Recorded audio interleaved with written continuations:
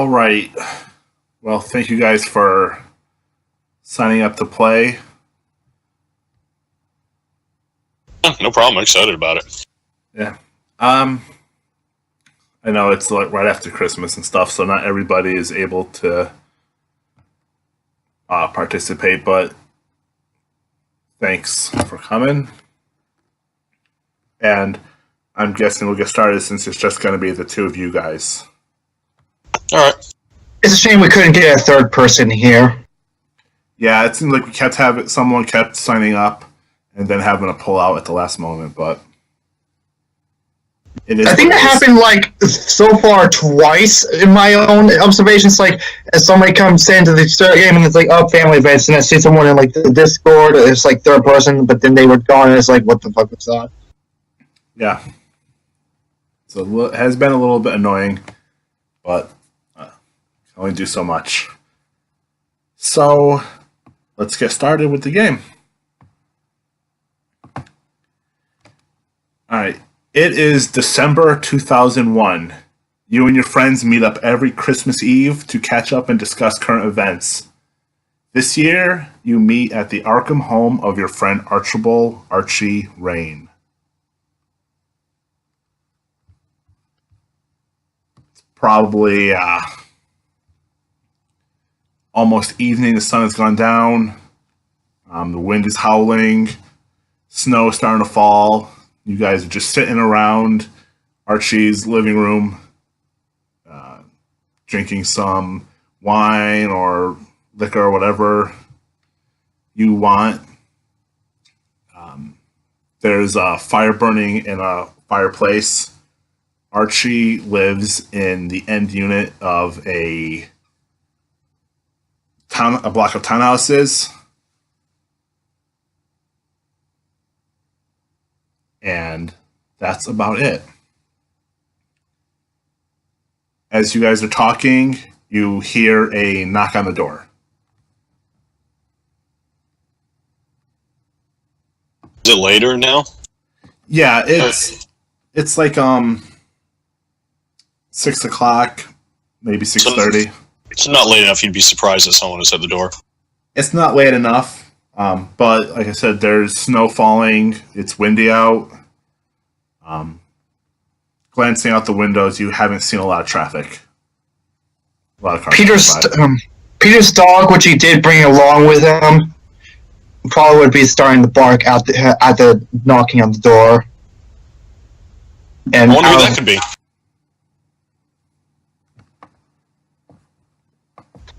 Kind of looks at Archie and is like, I'll go check it out. And as he like stands up, and setting his rough draft onto the counter, it's like, if anyone wants to read through this, go be my guest, The pen's right there.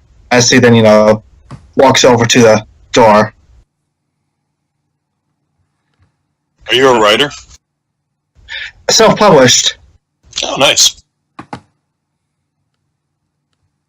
I figured Roland would probably know that. Actually, I think Archie is like the rich one here, right? Yeah, Archie is like an accountant type person. He works in finance and stuff. You guys were all friends growing up and through school, and this is sort of a tradition that you guys have kept going. Just us three, so no one else ever comes. There had been more people, but other people had formed families and stuff, and so the Christmas Eve gathering has shrunk to just the three of you this year. Makes sense. I was presuming that Archie would have been the one who specifically helped me. It's self-publishing, kind of hard career. He probably loaned me some money to pick me off. Really helped me out. He's a good guy. Anyways, Peter goes over to the door and he opens it up just a crack to peer through to see who's on the other side. All right. You see a slightly shorter, older man with closely trimmed gray beard and mustache, with tired eyes. He's wearing a blue jacket that says U.S. Postal Service, and he's doing his best to hold his arms close to his body in the cold, while also like holding onto a small package in his hand. Is Mr. Rain there? He smiles. Mr. Rain. Oh yeah, and he turns back to the living room. And is like, Archie, there's a package for you. And, Archie walks over to the door. Are you guys standing at the door with him, or have you? I'm still in my seat in where we were talking because I wouldn't have gotten up yet. Peter will have stepped back to let Archie deal with it. All right. If you guys wish, you can make a listen roll. So which would that be? The grayed out dice or the green one? It's the green one. The gray one is just for bonus die and stuff. Okay.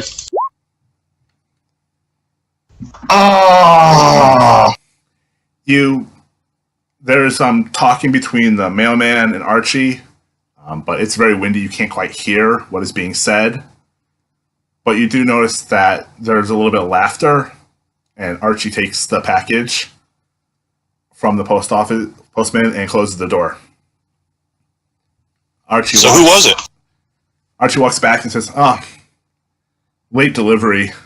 Mailman had to apologize, but sort of important. Wow, they really don't let snow or anything stop them, do they? Yeah.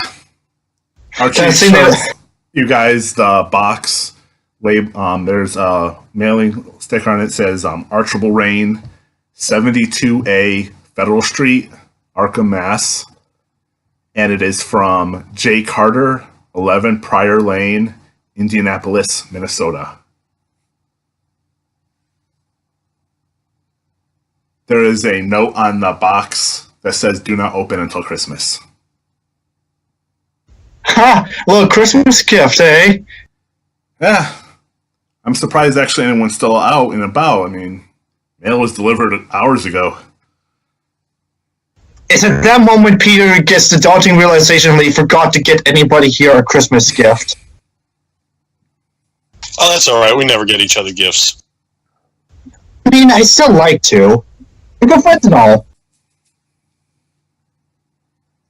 Just give me a foreword in your next book. We'll be fine. So, who's this Carter guy there, Archie? Oh, he's my uncle. Yeah. We barely talk to him anymore. I mean, he lives all the way out in the middle of the country. But it's always nice to receive a little something for Christmas from him, you know. I send him stuff, he sends me things. Archie shakes the box, and you hear a little rattling inside. It's like a small 8-inch by the 8-inch box. Well, guess not supposed to open it until Christmas. Don't want to make Santa angry, do I? And he takes the box and puts it next to a plant that acts as his Christmas tree in his small house. Like he has a fawn and he has like Christmas, like small amounts of Christmas lights around. Nice. You're a better man than I am, Archie. I can never wait to open gifts. Well, that's what it says in the box.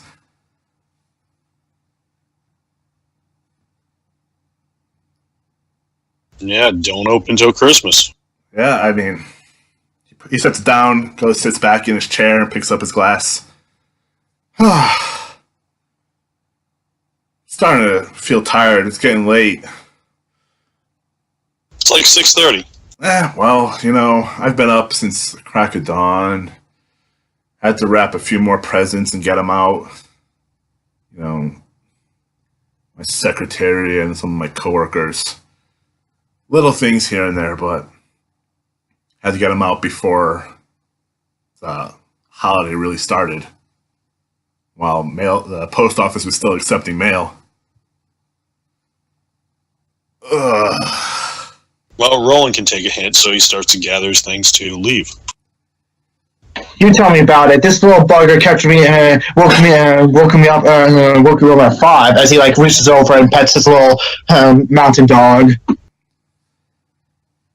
Alright. As you guys slowly collect your things, as Archie is sort of pretending to fall asleep in his chair, the windows rattle and shake as the wind noticeably picks up. And Archie looks at the patio door and says, "Snow is really coming down now, isn't it?" Yeah, the roads are going to be dangerous. Yeah. I mean, Arkham's a decent-sized city and all, but don't have the best public works, if you get my drift. Yeah. Oh, And Christmas, well, I don't think there's going to be any flowers going out. Yeah. Can't imagine. Well, I mean, if the roads are too bad, you guys are welcome to stay. I mean, someone could sleep on the couch. There's a guest bedroom upstairs. I think that might be for the best. I have had quite a bit to drink tonight. Yeah, I wouldn't want you to hit a patch of black ice trying to reach the Aylesbury Pike or wherever you're going next. So Archie puts his glass back down, smiles and says, "I guess we're going to have to settle in for a long night. Fire's roaring. Go put some Christmas music on the stereo." And Archie gets up. He goes. You hear him bustling around in the little kitchenette area, and slowly Christmas music starts playing. Really annoying holiday plays in every store Christmas music. So, Peter, rock, paper, scissors for the bedroom? You're on.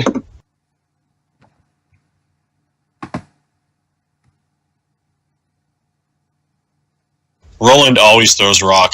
Peter might know this. Let me hang a second. Oh yeah, he's aware of this, so he just throws paper. Oh, why do I always lose? Oh well. Guess I'll have the couch. Hey Archie, you got any extra blankets and pillows? Yeah, I got closets upstairs full of stuff. Back from when my girlfriend was still living over here.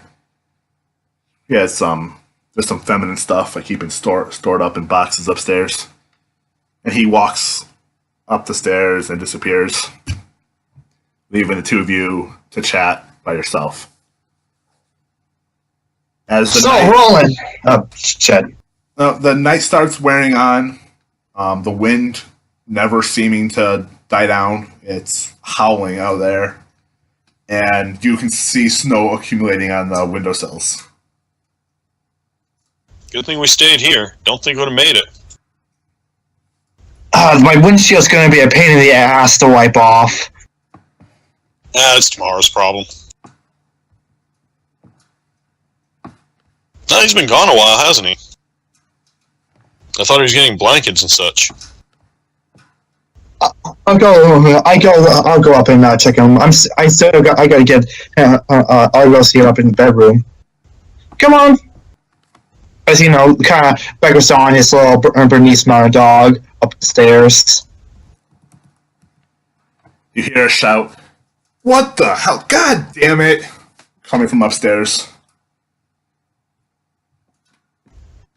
Everything all right up there, Archie? Oh, damn box just hit me in the head, sliding off the shelf. He comes walking. You okay? He comes walking out of the guest bedroom. Says, "Yeah, I'm fine." Guess the damn girlfriend left a lot of shit behind when she left. Oh well. Wait, didn't she leave a while ago? Yeah, a couple years. And you haven't checked those boxes or anything since then? I had no reason to go in there. Just put her stuff in boxes and threw it up there. If I knew, I would have sold them. Would have made a pretty penny off those. Yeah. Well, what can you do? The night wears on, and before you know it, it's like 11 o'clock. You guys are still sitting, talking, when I need you guys to make listen rolls.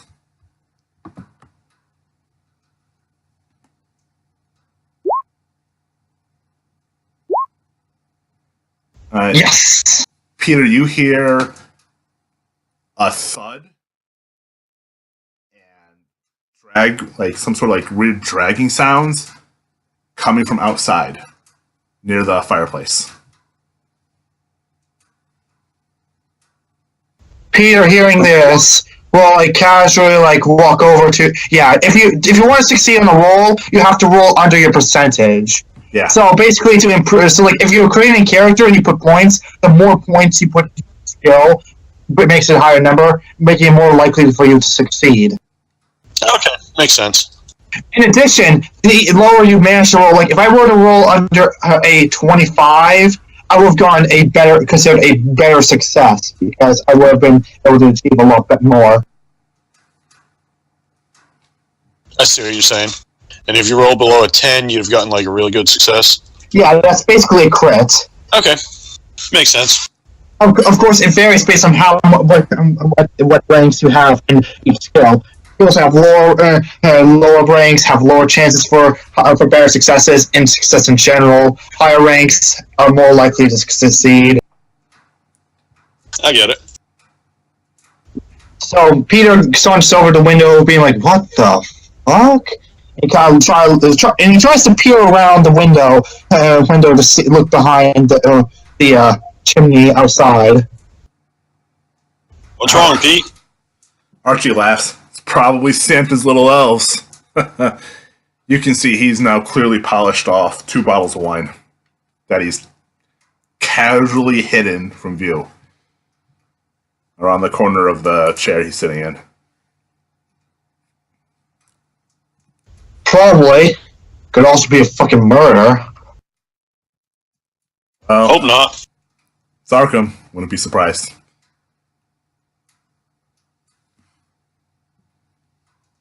And as you keep listening, Peter, you hear the sound get to the chimney. And you hear faint, like, talking noises coming from the chimney.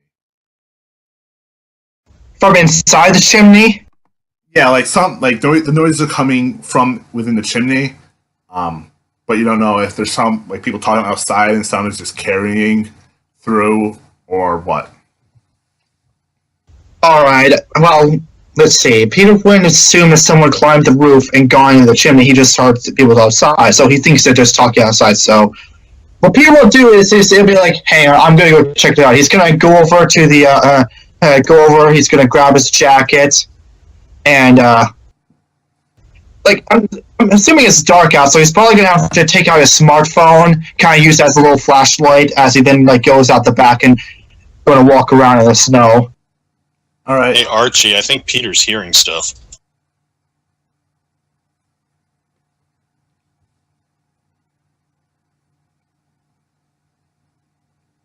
Because I keep myself aware of my surroundings. Yeah, all right. Peter, as you go outside, I need you to make a con save. I'm great at these. Oh, come on. All right. The cold is bitterly biting into you. The wind is howling. You can only imagine how high the wind speed is right now. And the snow is already up to your knees. And it's still snowing. You have a feeling it's a very bad storm that's moving in. Man, he's crazy to go out in this. Jesus Christ. Alright, Peter, when you're outside looking around, you can make spot hidden or listen rolls at hard difficulty. Can I make both? You can make both, yes. Here's listen and let's find my spot hidden. Here. All right, you hear the talking. Despite the wind howling, the talking is loud enough where you can hear it. It is not in a language that you understand. If you had to guess, it's somewhere eastern, like China or maybe Russian, but you're not sure. This might be a stretch, but could I roll natural roll to see if we could identify what kind of language it is, whether it's an Asian or like a Russian or whatever? If it's more Japanese than or Russian, or I mean, if I know it's there, maybe I could more. It would you could roll a history, not a natural roll. That would probably make more sense. Yeah. No, you're not entirely sure, but the voices are loud enough where they're close enough to you. They're like within 50 feet of you or some direction. And from what you previously heard, you're guessing they're on the roof. The fuck? And Peter is just going to head back inside because he's not going to fucking climb the roof, and he's going to get inside, get himself warmed up, close the door. As you get back inside, you see Archie is over by the fireplace, and he is turning the fire down. Hey, whoa, turn that back up. Why? There's some fucking Asians up there. They're trying to break in, I think. Plus, he just let a whole lot of cold in when he went out the door.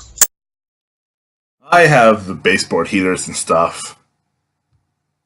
My rent covers that at least. Besides, he presses a little lever on the side of the fireplace, and you hear a dull thud. Just close the flume. No one can get in now. Not even that fat bastard Santa Claus. Oh, I get it. It's Santa Claus on the roof. Okay, that makes more sense.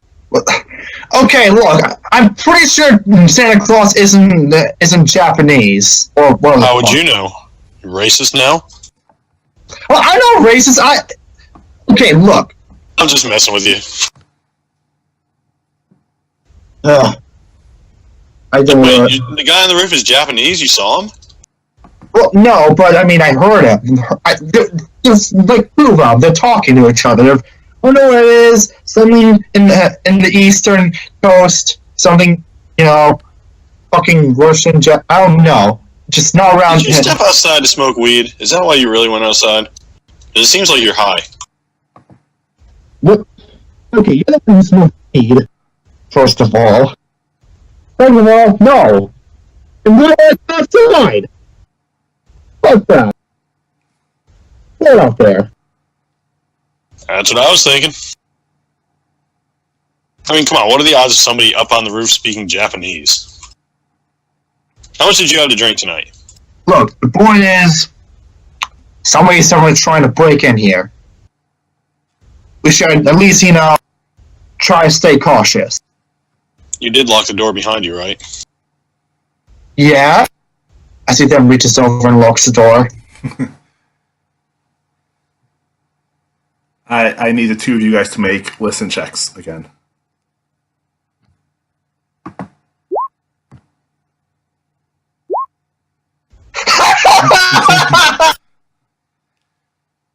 Alright, Roland, as you're sitting there, you hear a thud as something hits the flume in the chimney. Whoa! I think he was right. Something just came down there. Did you guys hear that? What? And he kind of looks over at kind of looks around and it's like, alright, fuck. That was really loud. How could you miss that? How big did it sound? Did it sound like Squirrel-sized, cat-sized, person-sized? It sounded like a person jumping on a piece of metal. Archie, you got any weapons around here? I think someone's coming down. I don't think it's Santa. I think I got a baseball bat up in one of the closets, but... I'll go fetch that then. Yeah, you might want to do that. I'm gonna pick up a lamp and kind of hold on to it. Peter starts to, head over upstairs to go fetch the closet. It's upstairs closet, right? Or is it downstairs? It'd be one of the upstairs closets.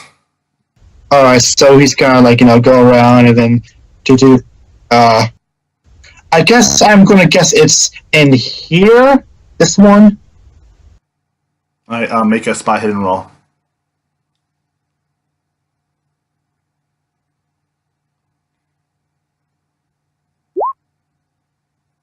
Alright, looking around, you do find a bat. I need you to make a luck roll now.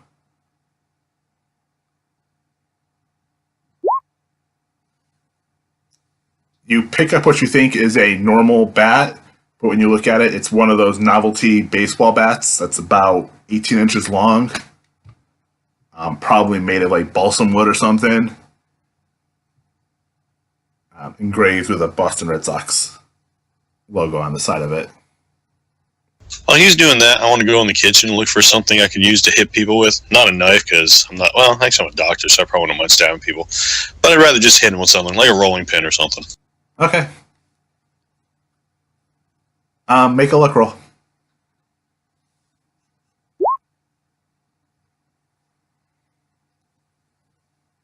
You don't really find anything that you would consider to be useful for fighting. Archie seems to have some sort of weird fascination with small things. There are some like wooden spoons that you imagine that if you broke off the spoon portion, you could use as like a shiv type weapon. It wouldn't be an extremely effective weapon, but it could be something.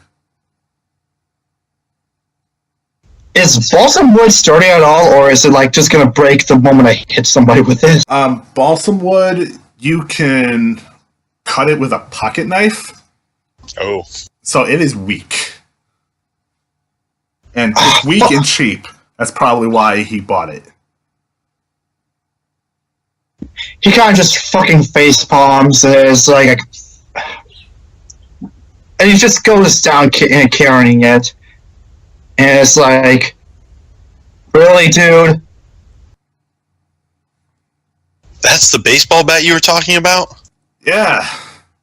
Picked that up in Boston. Well, it's a real good bat. Here. And he tosses it to Archie as he then reaches over at the fireplace to grab a fire poker instead. And there are definitely those. Yeah. I just realized that, if you have a fireplace, you better have a fucking fire poker. So now I'm properly armed, I think. I don't know. Is this thing fucking rusty or something? No, it's a proper iron bar. It would do 1d6 damage.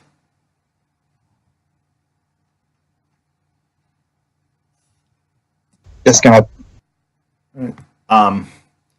You hear more of that weird shouting in the language that you're not entirely sure of. And rolling with that roll you made earlier, you can hear the flume giving way a little bit. You hear the cracking of it. You guys might want to back further away from that thing. And now that I think someone's come in, I want to find a knife in this kitchen. Yeah, you'll find a knife without too much looking. Alright. Big knife. You have any idea what's going on, Archie? This person's putting a lot of effort to come in here. Nah. Oh my god, maybe it really is Santa. Nah, nothing that I'm aware of.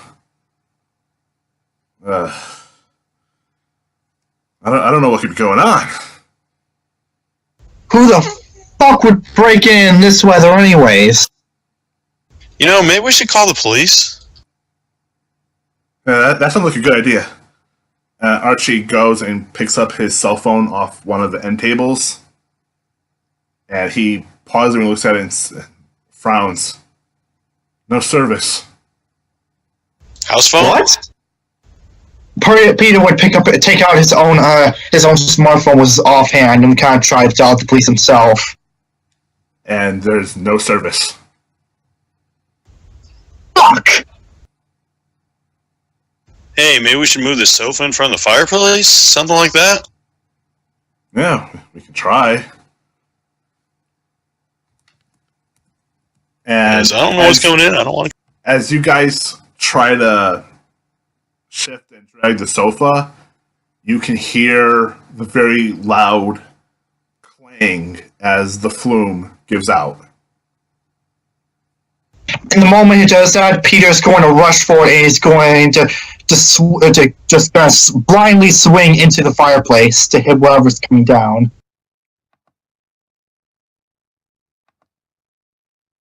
You after a few 10 seconds, you see a pair of feet drop into the fire, and a short man runs into Archie's house holding a little knife, and he's all like bundled up with a big fur hood and stuff, and he's shouting at the three of you in that weird language that you're not entirely sure of. Like an elf?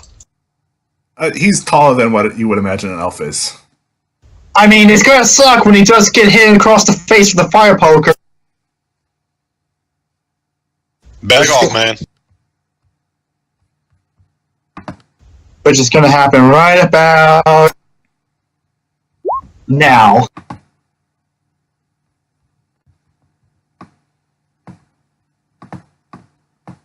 Oh yeah, you swing and hit him straight right in the head with the fire poker. He stumbles to the side and into Archie's kitchen.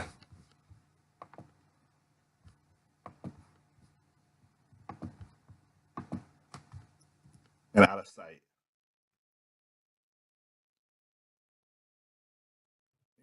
You start hearing more shouting coming from the other room.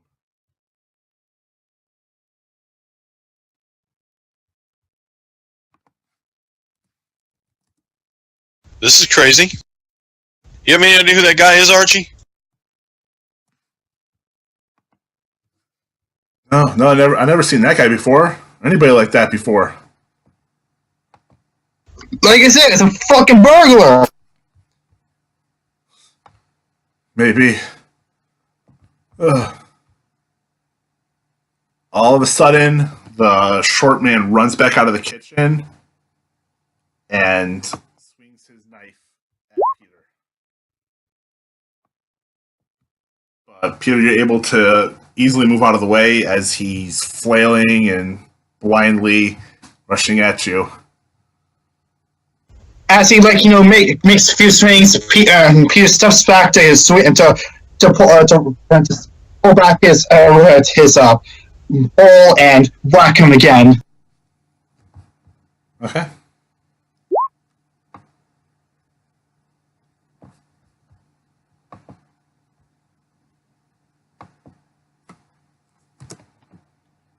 He drops the knife and falls to his knees, mumbling something under his breath. And as he starts to collapse, his arm sort of feebly points in the direction of Archie before he loses consciousness. And you can start seeing the blood pooling around him. So Archie, got any rope? No rope.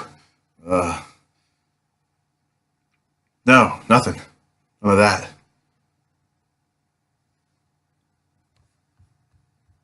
We need something to tie this guy up with. Probably some belts and ties and stuff upstairs. That could work. Does his little Christmas tree thing have lights on it? No lights, but a couple ornaments. Okay. So this was just one of the two guys, right? It's just one guy that so far. Yeah, so he didn't notice that they were talking, so he's pretty sure this is like a guy. It's like, alright, the other guy's gotta come back down here soon, too. I don't fucking kill him, did I? Well, I can check. Alright, make a medicine roll. Is Roland a doctor? Yes. Huh. Just apparently not a very good one. Yeah. The guy that came down the chimney is not moving. I think you killed him, man. That's alright, it was self-defense, we all saw it. He swung a knife at you. Yeah. And broke in. Police station's not far. I mean, I'm sure we can get the cops if we need to. Yeah, we need to. How are we going to get them, though? We can't call them. You have a house line? Yeah, I could get him. I could put him in my car and drive there, but I mean, in this weather, fuck me if I could even gain traction. Yeah. Yeah, I got a house phone. Well, then we should use that.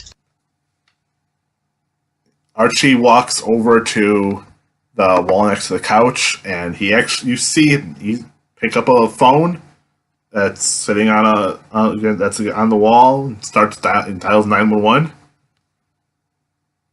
and you can hear him talking. Somebody answers, and Archie says, "Hello, police? Yeah, weirdest thing just happened. And then you hear a click and static.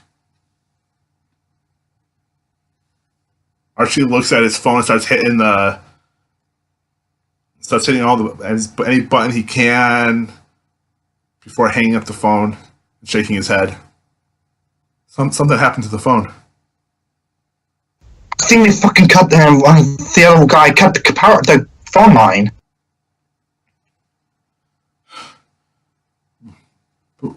What the hell could he want? I mean, I got some money, but it's all in the bank. I don't really keep cash home. I mean, we're assuming you probably would have some cool stuff here. Maybe. I'm going to guess these guys aren't out in this weather for money or cool stuff. They probably want something specific. You don't come out in this kind of weather for just to rob somebody. This is the kind of night thieves take off, I would guess.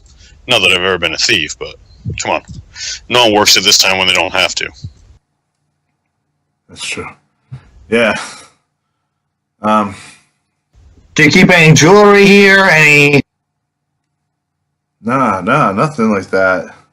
Nothing jewelry, nothing really special. You know, just in case this guy's alive, I'm going to go look and find those ties and belts he was talking about and tie this guy up. Also, make sure Actually, can we look at the knife he had? Is the knife anything special or just a regular knife? It's just a regular knife. Okay.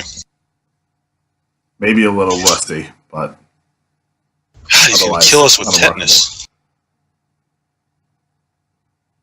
So yeah, let's get that stuff and have this guy tied up because I'm not sure if he's dead or not. Yeah, With that roll, I don't think I'm sure of anything. It's all in the closet in the master bedroom. I got where all my suits and stuff are. Alright, go and grab it. Grab a couple of ties and a couple of belts. Alright. Yeah. You don't happen to have any zip ties, do you? You hear Archie time? No zip ties. Tomorrow when you go shopping, baseball bat and zip ties. Buy that stuff. Yeah. Hang on. Maybe instead of going through all this, why don't we just lock him in the bathroom or something? And what happens if we have to go to the bathroom? You got poo. Oh, that's true. Bathroom doors aren't usually solid enough to actually keep people in if they want to get out. We could probably use something to spike the door shut. True. Well, the downstairs bathroom is a pocket door. I mean, it just slides back and forth. The upstairs one, door opens inward. Can't really brace it with nothing. Yep, let's time up. Whoever wrote this module thought of that.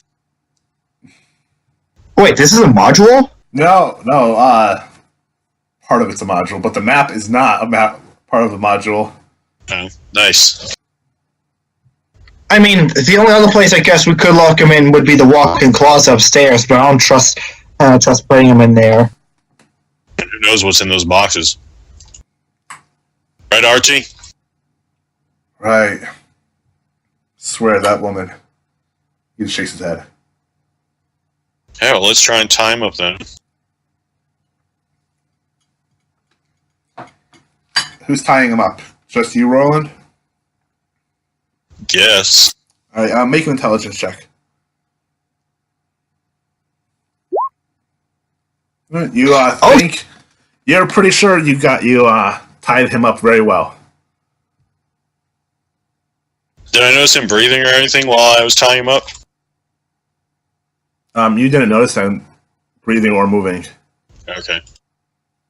I think he's dead, but better safe than sorry, so yeah. That was an awesome swing with that fire poker, by the way. I didn't know you could do that. Yeah, I didn't want MMA, got in the swing of things, you could say. Ugh. Killing the guy, not a crime. That joke may have been. Anyways, he turns back to, Archie. It's like, you don't even have, a gun or something for this? You just... No, I never really thought about it.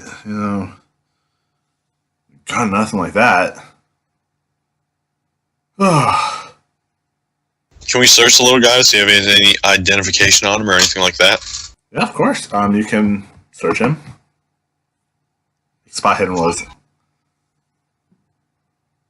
While you two are down here, I'm going to head upstairs and make sure they aren't breaking in upstairs. And he's going to just, keep a lookout up here.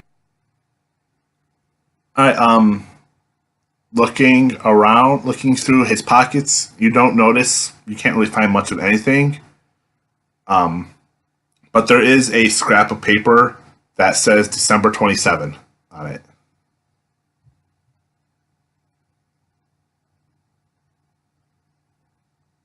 Well, apparently he either just likes scraps of paper or he does speak English.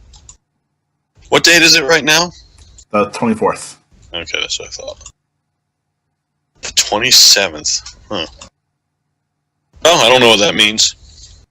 Archie, anything interesting happening in the 27th around here? I don't think so. He walks to his kitchen table and he has one of those, he has a tablet type thing. It's kind of thick, but it has a touchscreen on it. And you see him tapping little buttons and stuff on it and scrolling to a little news page. And a few moments pass before he says, yeah, there's an eclipse at the end of the year, but it's not really going to be over here. Not on the eastern seaboard. Suppose if you were in California, you could find it, though. You can see it. I suppose he was planning on breaking in here and then taking a plane over to California then, or some other place. Anything's possible, I suppose. Why break in here, though? I really don't know. I guess we don't have to worry about the other guy, supposedly, since no one's come down looking for him. Can Peter roll occult on this? Yes. Damn. Yeah, you can't think of any occult reason why the full moon would be significant. Yeah. Maybe he just had a date with a girlfriend or something, and he just left it in his pants. Yeah, but it's strange he had that paper on him, but not a wallet or anything. That paper must have been pretty important. Maybe it was a date. By the way, since you seem to have internet access, is there some way you can use the internet to call the police? Well, I try. He starts tapping more keys. You hear him shaking his head and growing his head. Arkham Police not really tech savvy, I don't think. Don't really have any way of contacting them on their About Me page. How close is your nearest neighbor? Oh, I don't know. I'd say 15, 20 feet, something like that. Oh, it's late. It's late, though. It's a townhouse, you know. There are Okay. people living right next to people. Maybe they got the wrong chimney and this guy was looking for your neighbor's house then. Maybe, I mean... Why the It's a very strange situation. Yeah, I mean... And I don't really feel like sleeping with a dead guy on the floor. Hey, I really don't know. By the way, Peter's gonna check his smartphone and see what time it is. As you look, you see that it is now... As the time has passed and gone on, it's like after 11. It's like probably a quarter after, 20 after 11. So Peter kind of chuckles and like tries to make a decision. Hey, maybe we'll just stay up for an hour longer. We can open that present of yours. Yeah, wouldn't that be something? Oh man, if my uncle could see what's going on, all because of some stupid Christmas present he sent. Why do you think this has something to do with the present? I don't know, it's just showing up and then all of a sudden I get broken into. I think you should open that present now. Archie shakes his head, picks up the small box, and as he kind of struggles a little bit with the tape on the box, he opens it and looks. Whoa, this thing's beautiful. And as you see, he picks up what looks like a curved glass knife.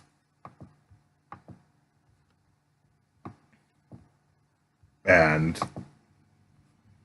give me a second, you'll be able to see it.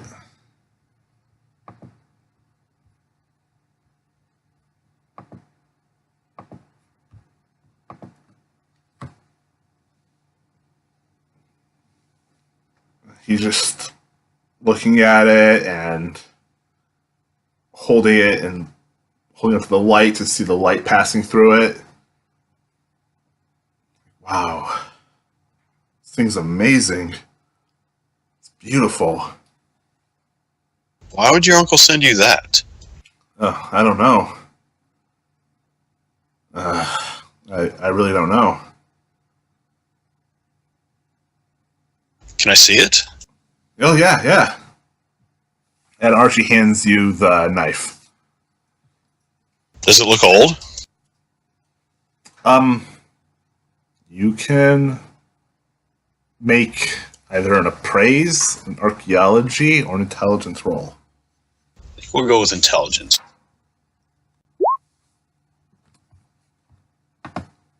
How the fuck do you have a 90 intelligence? Like, Jesus Christ. I'm a doctor. Who only has a 50 in medicine.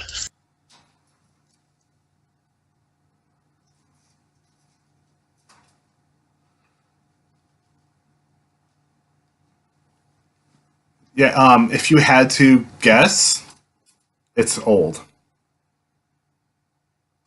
I'm not entirely sure where it's from or what it's used for, but you would guess that, yeah, it's ancient. Well, there was light shining through it. Like, was it making like pretty like was light kind of fracturing through it when it was shining through the lamplight or something? You ask Archie, and he's shakes his head.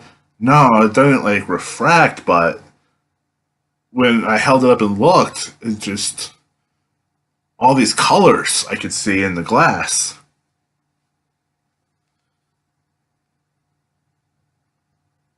I want to look at it like he did. Look at it in the light. Does it look like anything weird is happening? As you look at it, you see that the blade portion of the knife seems to exude more red colors, while the handle exudes like more greenish colors. But you don't really notice anything other than that.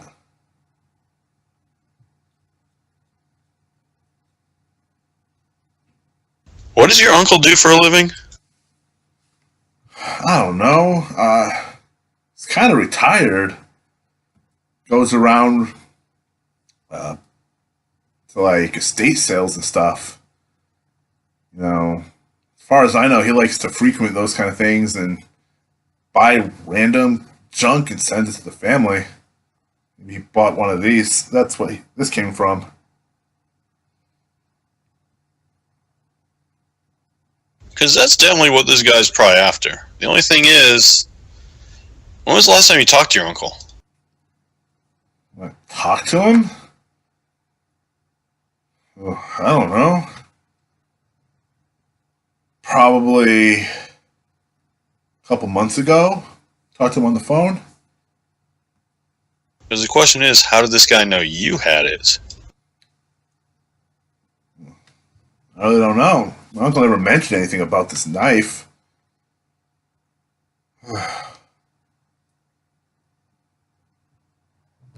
Yeah, I really don't know. I don't think there's much more we can do tonight.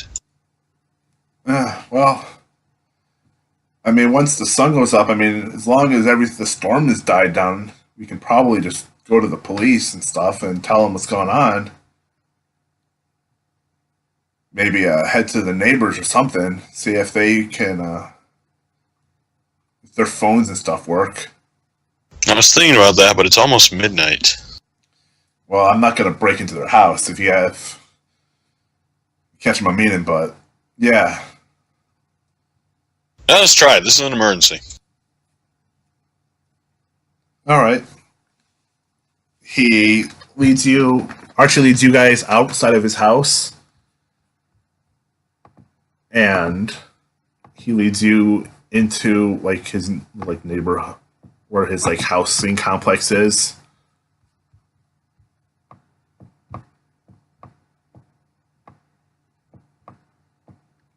You see there's probably like 6 or 7 townhouses all in a row, all look faintly like they're supposed to be upper class, like, you know, brick siding and faux marble columns.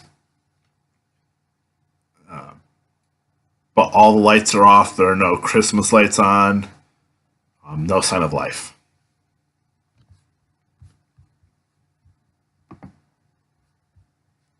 They're your neighbors. Where should we start? Well, see, the Rogers live right next door.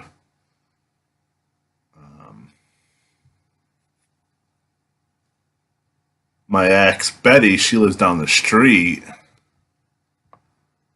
Probably,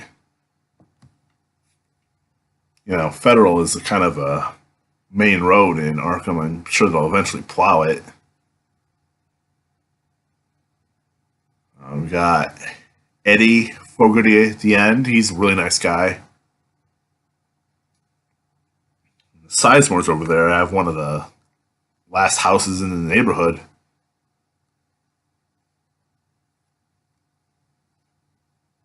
Any of the houses have lights on? No lights on. All doors seem shut and secured. Although, if when you look over at the Sizemore house, you do see that one of the upstairs windows is open. Oh fuck, dude! They must have broken into their house. Yeah. This might be a really big problem here. You guys really think someone's going around breaking into houses on Christmas? So one just came into our house, and we haven't seen the second person. They probably skedaddled into there. Unless that's Mr. Freeze's house over there, somebody broke into it because no one's going to open up a window on a night like tonight. Yeah. I understand that one. It's cold out here. Let's go to your neighbor's house, the guy right next door. Let's try that. Knock on his door. All right. If we wake him up, we apologize. You start knocking. You hear a grunting from inside. And you hear, "Who is it?" coming from inside. "I got a gun!" Answer him, Archie. He's your neighbor. He'll know your voice, hopefully. It's Archie from next door. I was wanting to say, sorry to bother you at so late at night. But, something kind of happened. It was sort of an emergency. "Archibald!" And the door opens, and you see, older gentleman, bald head, wrinkled face, tired eyes, in a bathrobe, holding a shotgun. Excuse me, sir. We need to use your phone. Somebody broke into our house. Oh. Archie's house, I mean. Yeah. He goes over to the phone. There's like a little like a small table near the door, used for like magazines and stuff. And on it is a phone. He picks it up, and he frowns when he picks it up because there's no dial tone, just static. I'm Peter's the phones. Damn wind, knocking out the cables again. Peter's going to keep an eye on that open window to see if anyone ever comes out that window.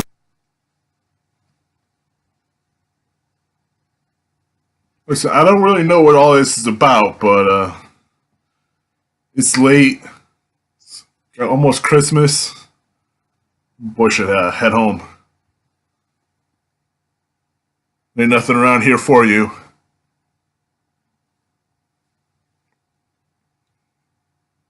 Okay, thank you. When we get outside. Okay, if his phone's out and your phone's out, at least all the townhouses I bet are out. We could try the house, or we could go back. Well, I suppose we should head back. I mean, it's late.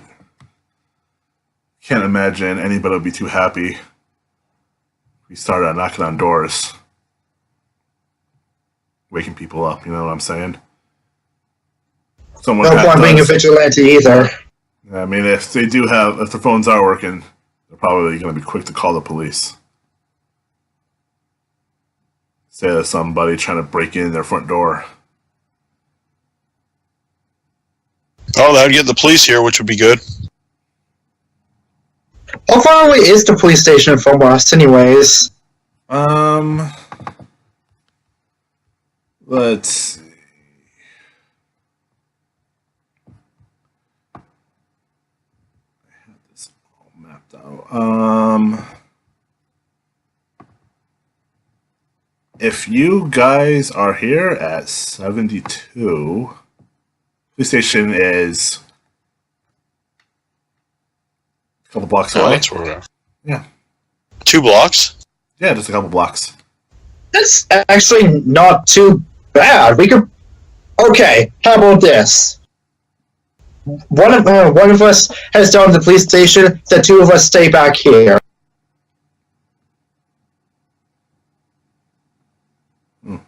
Suppose we can. Listen, it's my house, So I'll go to the police. You guys show up starting telling them that someone's breaking into Archibald Rain's house, and it's not Archibald Rain telling them. Liable to arrest one of you guys. Okay, Archie, if you want to go, you go. Just convince him. Don't let him think you're crazy because you're drunk or something. Be convincing. All right. Yeah, will do. And Archie starts walking up Federal Street. Come on, Roland. It's quickly obscured by the snow and the wind. Let's go inside. Put on some coffee because I don't think I'm sleeping tonight. Agreed. And, he kind of starts heading back, All right. You guys are sitting, trying to stay warm.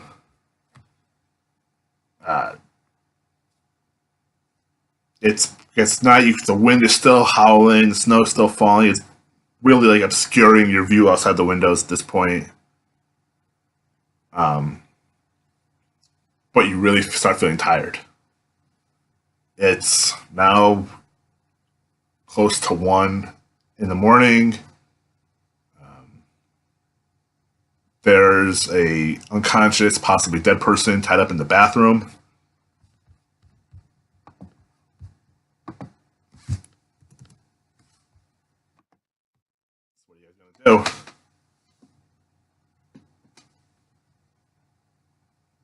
Yes, maybe go to bed. I didn't think I'd be tired, but I could actually really sleep right now. It's been a crazy day. I'm gonna try staying up. I'll just keep on drinking some coffee. That'll keep my buzz going. Hey, and since Archie's not here, I don't have to take the couch. Alright, so while Roland is going to sleep, Peter, you're going to stay up? Yeah. Alright, and Peter, I need you to make a con save. I'm great at these. Yeah, you feel tired, but the coffee is keeping you going, keeping you awake. And one more thing you could do is make an intelligence roll.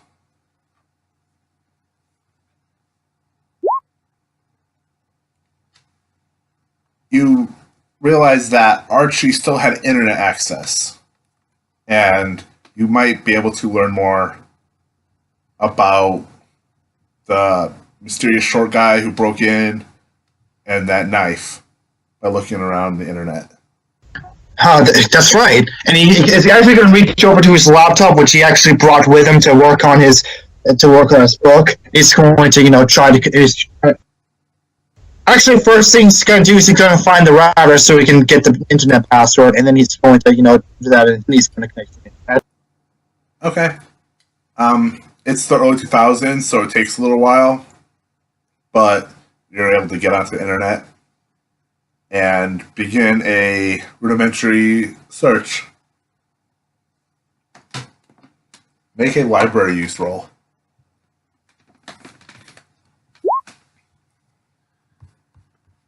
Oh, wow. Okay. After searching for a little bit, you start finding different websites. The first one you find is wickedblades.com. And it's all about the knife. Huh. Kind of takes a sip from his mug and go, just start scrolling down to read through.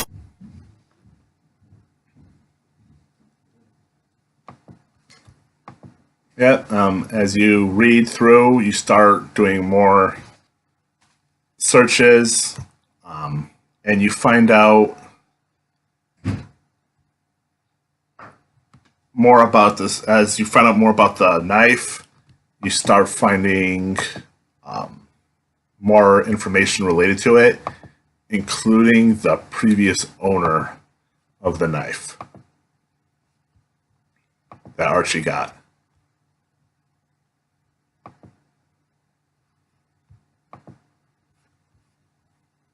Oh my god, I actually have to read? Oh shit, fuck. So much. So many wicked blades.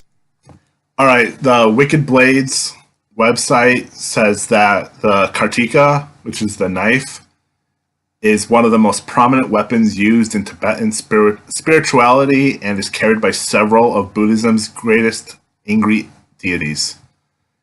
Continuously brandished by them or simply carried in their hands, its purpose is to chop up disbelievers. This curved flaying knife is modeled on a knife of Indian design, the knife of the butchers, which is used for the skinning of animals. The crescent of its blade, which terminates in a sharp point or curved hook, combines the flaying implements of a cutting knife and scraping blade, and the piercing activity of a dagger or pulling hook. Often used to sacrifice, the blade's crescent is used for cutting through flesh and scraping it clean, separating the outer and inner as appearance and emptiness. The sharp hook or point of the blade is used for the more delicate acts of flaying. The initial slicing of the body, the removal of veins and tendons, and cutting around the orifices of the skin. Tibetan legend speaks of the Mahakala temple in Tibet. It is said that once a year the monks replace the Kartika with a new, ritually forged blade and seal the temple for the night. Even though the temple was locked and empty, the screams of unseen victims could be heard as the newly forged knife seasoned itself by slaying ethereal beings. It is said that to defile such a knife is to bring death. Oh, fuck! And further looking into the knife, you find that the previous owner was a man by the name of Alexis Hellner, a priest in the Byzantine Church of the Tusked One, a satanic scholar and social activist who died on the 2nd of December in Tibet at the age of 36. The cause was a heart attack. Hellner was survived by his parents and brothers.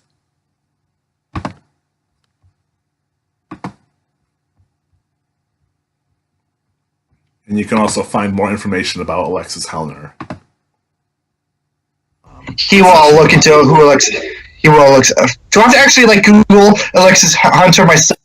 No, you don't actually have to. You don't. Because I'm wondering how mad this gonna get. Yeah, you don't really actually have to do it. You probably won't find anything on Google for if you search for Alexis Hellner.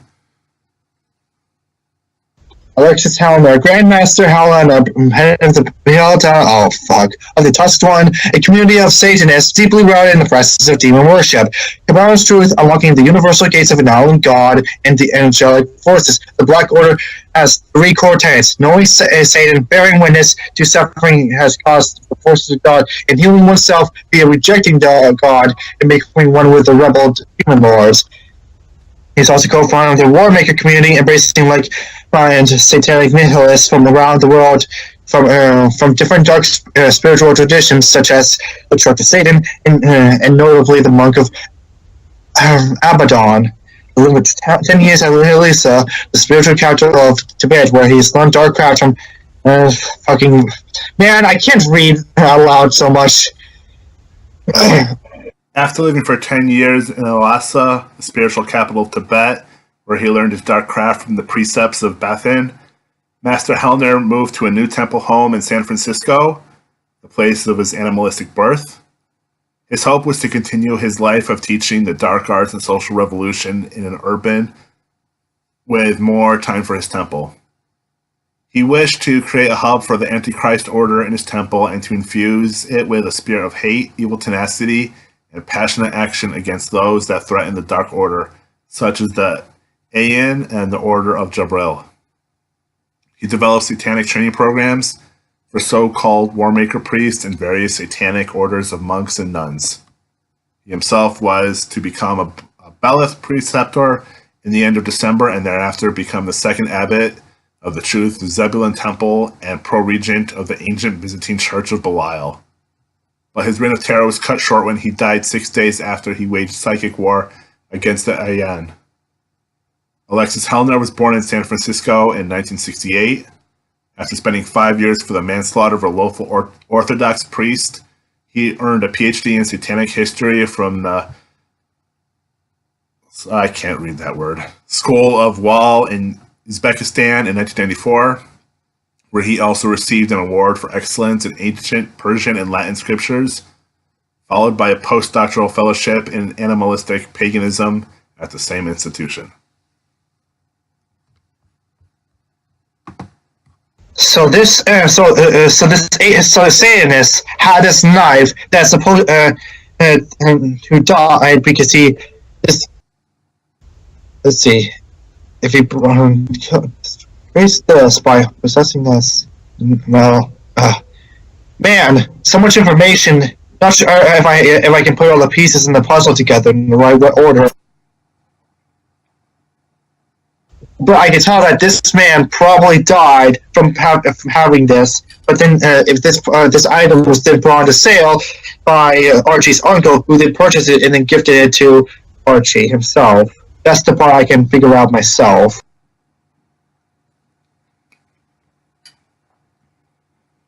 All right. As you've spent most of the night looking up this information, and as you finish reading some of the obituary information, Roland wakes back up, and it is not Christmas Day. It's still snowing out. The wind has died down a little bit, but it's still noticeably cold. What do you mean it's not Christmas Day? You're saying it's not midnight yet? It's well past. He said now Christmas Day. It's not Christmas Day. It's officially Christmas Day. Oh, so now it's like 6 in the morning. It's like 6 or 7 in the morning. You spent all night up on the computer. Well, I saw. Where's Archie? He looks up and looks around. It's like, wait, fuck, he didn't come back? Shit! No, I see it's still snowing out. We gotta go. We're gonna have to go to the police, see what's going on. I'm kind of scared for him. By the way, do we still have the knife, or did he take it with him? You guys, the knife is still with you guys. All right, cool. Dude, you won't believe what I figured out about this thing. As he actually like turns his laptop to show his tabs open on his browser. In early 2000s had tabs and browsers, right? I can't remember. Yeah, It exists, but it's gonna slow down the computer a lot. or just a bunch of pages open. You could have done that. What was that guy's name? Alexis Hellner?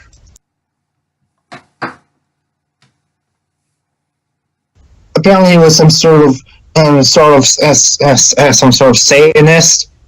I don't know what he did, but I think this blade is cursed or something. I don't know. Oh, well, that's good to know, but I'm kind of worried about Archie. We should head down to the police. Right. And Archie is going to actually, and Peter's going to actually like take a knife and pocket it. All right. As you open the front door, Roland, I need you to make a spot hidden roll.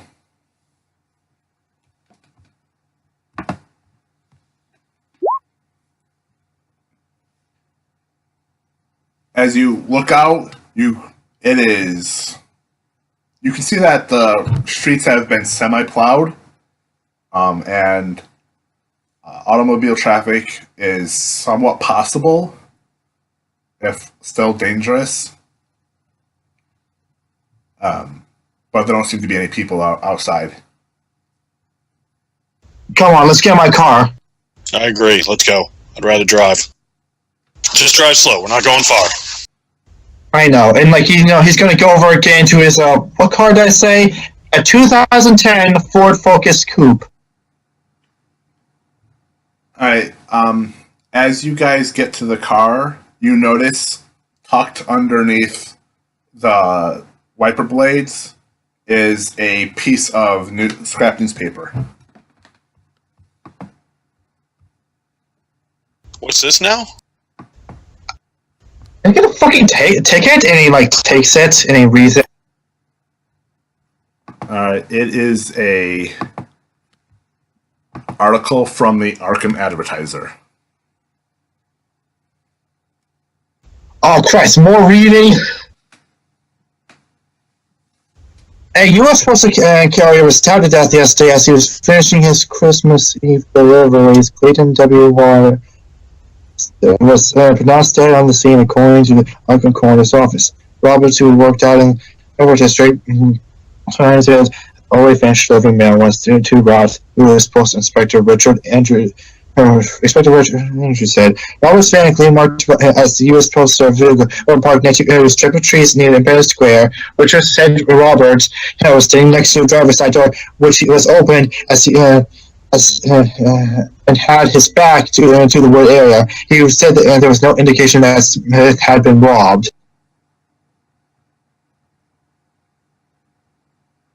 Peter kind of just looks up at Roland. And Roland, when you look at the paper, you notice that there is this weird reddish-black stain on part of the article. You can make a medicine check.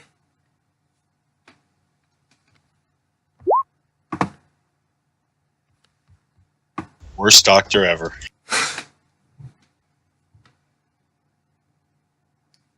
Yeah, you're not entirely sure what it was, but Somebody spilled ketchup on this note. you're more convinced than ever that the police need to be involved. Yeah, we gotta get out of here. Why would they put this on your car? I don't fucking know, and he just, shoves it into his other pocket and then gets in the driver's seat. Come on, let's go. Yeah, I'm in there. Passenger seat.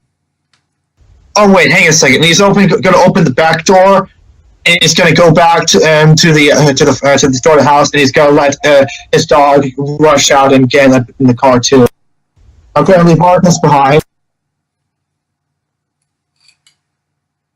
And now, with Argos in the back seat, Roland in the passenger seat, and him in the driver's seat, he turns the key and tries to drive. Okay, make a drive auto roll.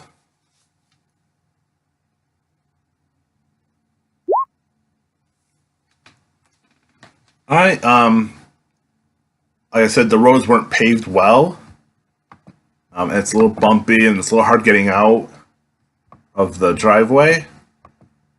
But without too much effort, you guys are able to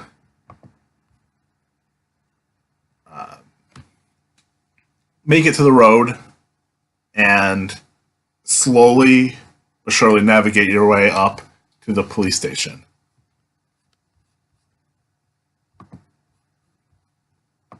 You get to the police station. It's a tall, old-looking brick building with glass doors that say Arkham Police on it. There are a couple cruisers parked outside on the street that are covered in snow. How about you head inside while I keep the car running? Will do. Alright, Roland, as you go inside, you see there's like wood-paneled walls and a thick oak wood desk with a police officer sitting behind it, reading a newspaper or drinking a cup of coffee. Excuse me, officer. Yes, may I help you? My friend was coming here last night. His name is Archibald. Has he showed up? Archibald Rain. Name doesn't sound familiar. Well, look. Yeah, I've only been here a little while, so. Last night I saw him. Broke into his house, through the chimney, and yeah, I know how that sounds, but through the chimney and attacked us.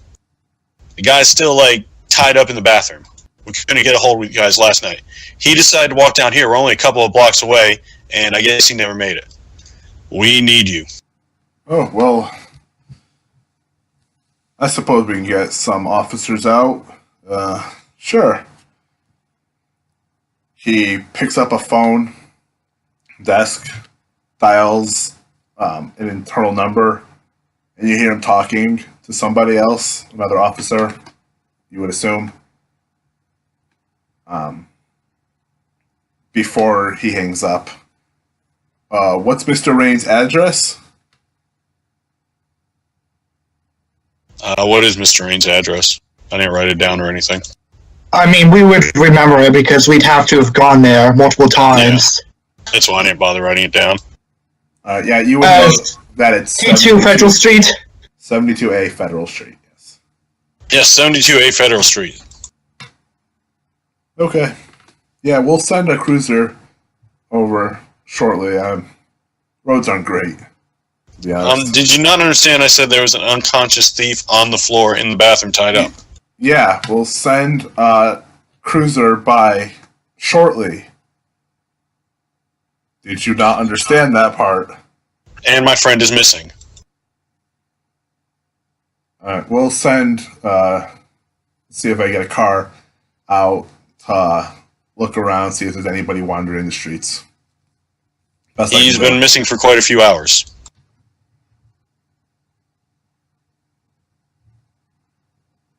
I'm going to say I am not impressed with the police service here. Yeah, well, I'm not impressed with the tone of your voice. If you get my meaning. I do not, sir. We're busy. Yes, you look really busy. I can tell by that half-eaten donut in front of you how busy you are. As a matter of fact, you've interrupted my breakfast. So thank you.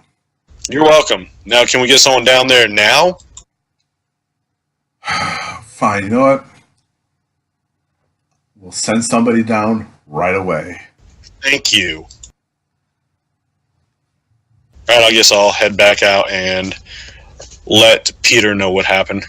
Cops here are horrible. Yeah, I know.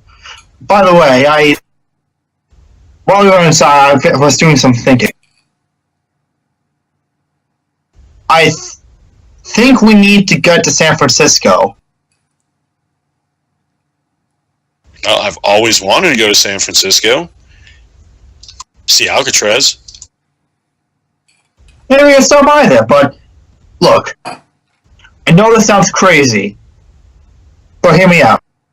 This knife is used to apparently slay like ethereal beings as part of a ritual or something. At San Francisco, there's going to be an eclipse. The person who possessed this weapon died, and then got brought over here.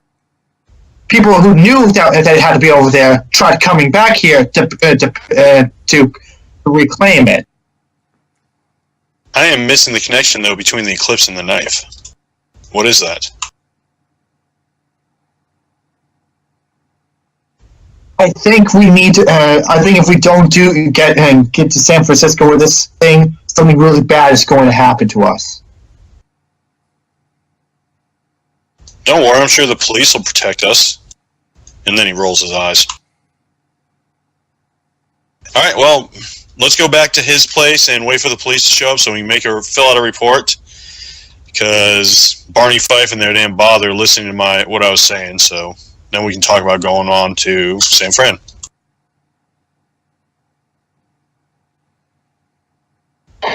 Yeah, and kind of shifts the gears to turn around.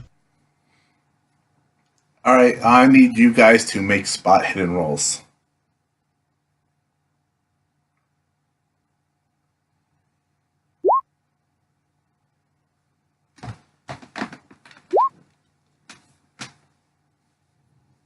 All right, Peter, you notice on the side of Independence Square,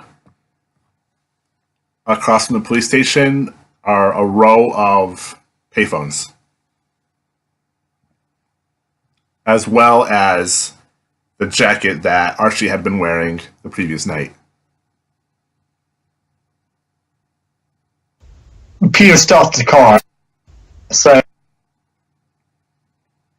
oh fuck!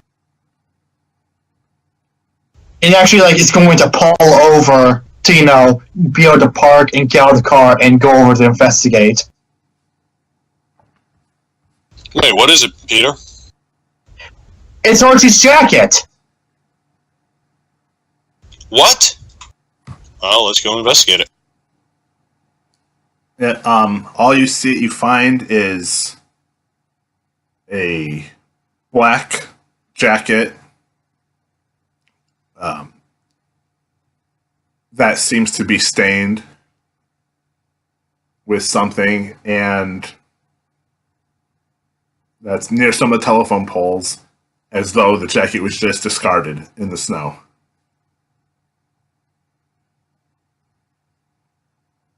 Is there any like trail of footprints that Peter can follow? Peter can make a spot hidden roll. And Roland, you can make another medicine check. Hey, there we go. All right, Roland, you're definitely sure that the stains on Archie's jacket is blood. How far are we from the police station right now? We didn't even get in the car, did we? Yeah, let's see. And I'll let Peter know that this is blood. You guys are probably 80 feet away or so from the front door of the police station. Like halfway Yeah, I don't think down we're going the to get side of much the help park. from the police.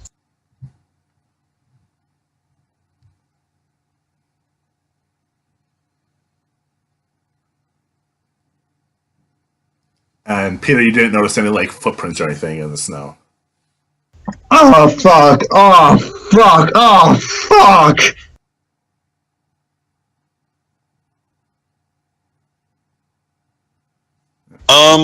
We may not get much help from the police, but I gotta go back there and try. Okay. You are running back up to the police station. Yeah. All right, when you get inside. Don't you just want to direct them when we get the cruiser at Archie's place? Instead of just going back and badgering them again? We found that we want to point them to the scene of the crime. It'd be easier to do while we're here.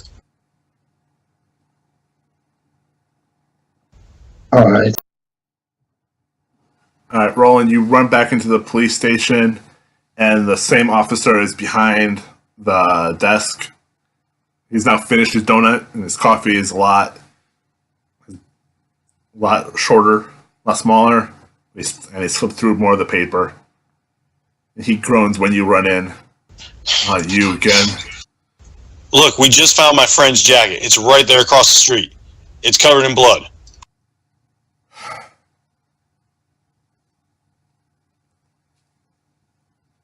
Why did I expect this reaction? He's shaking his head.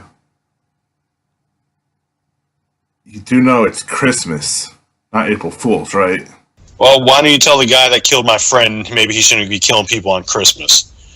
So you're going to come investigate, or at least send someone to investigate? It's right there outside the door. You can see it from your door. Yeah. And my friend is dead.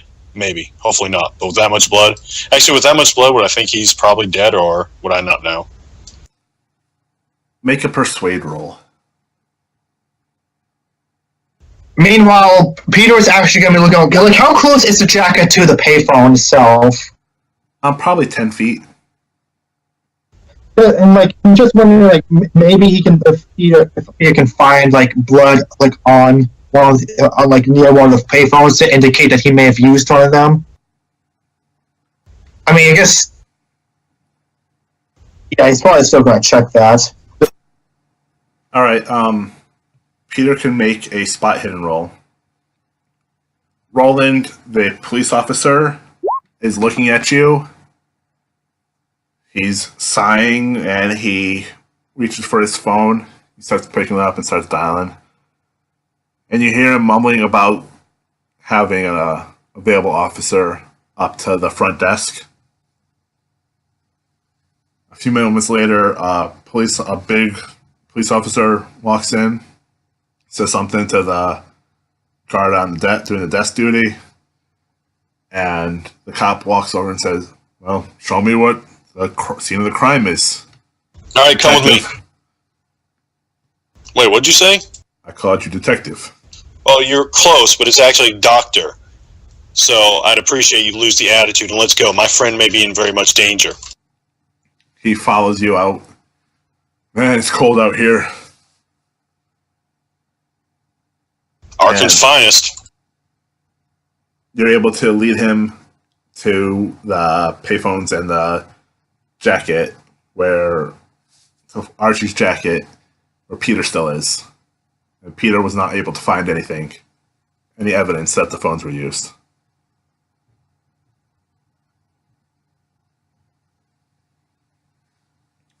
See? I see phones and a jacket. Speaking of jacket, I should have worn mine. Well, why don't you put on the bloody one on the ground then? Seriously, come on. I'm pretty This sure. can't be real. I am not going to wear somebody else's jacket. Besides, isn't that evidence of something? Yeah, if there was a crime, it's evidence. Arkham police are well above that. Messing up evidence. So you're going to call your crime scene investigator buddies down here and do your thing? Crime scene investigators. You watch too much TV, I swear. This is Arkham. Not Boston, not New York. People went home to see their families for Christmas. Yeah, you Not know where who's I'd not like with to his be. family? My buddy Archie, whose jacket that is. And I'm sorry for your loss. But there's nobody here at the station who can investigate a crime. No DNA samples to be taken. There's nobody at the police station who can investigate a crime. That's what Yeah. you just told me. There are a couple officers. We can arrest somebody. We can write traffic tickets. I'm rolling. Yeah. To be fair, it's Christmas Day. To be fair, there's a bloody jacket on the ground 80 feet from their building, and this is the guy's attitude. I can't believe this. To be fair, I don't know that's blood. I don't know. I am a doctor, sir. I am telling you that is blood. Yeah, that's great. I'm glad that there's a doctor. If I cut myself, I'm sure that I'll ask you for some help.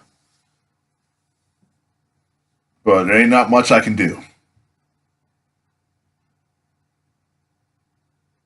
All right, you know what? Let's get out of here. And, officer, the mayor will hear of this. Yeah, Matter of fact, everyone's going to hear about this. I'm sure. And the officer starts walking back to the police station. You see him slip a little bit on the road as he's walking. As he's walking away, I'm going to yell out, "Give on, be my best." He waves over his shoulder, although you're pretty sure he's flipping you off. And he Peter walks gets back in. inside.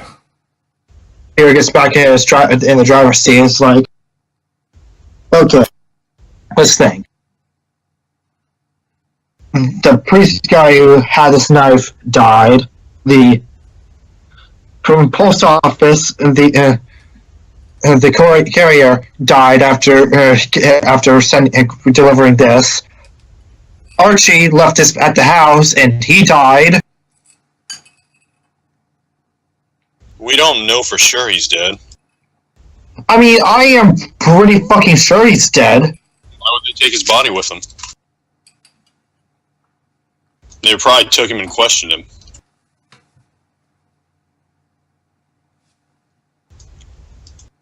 Ooh, Here wait a is second. They probably signs. took him and questioned him.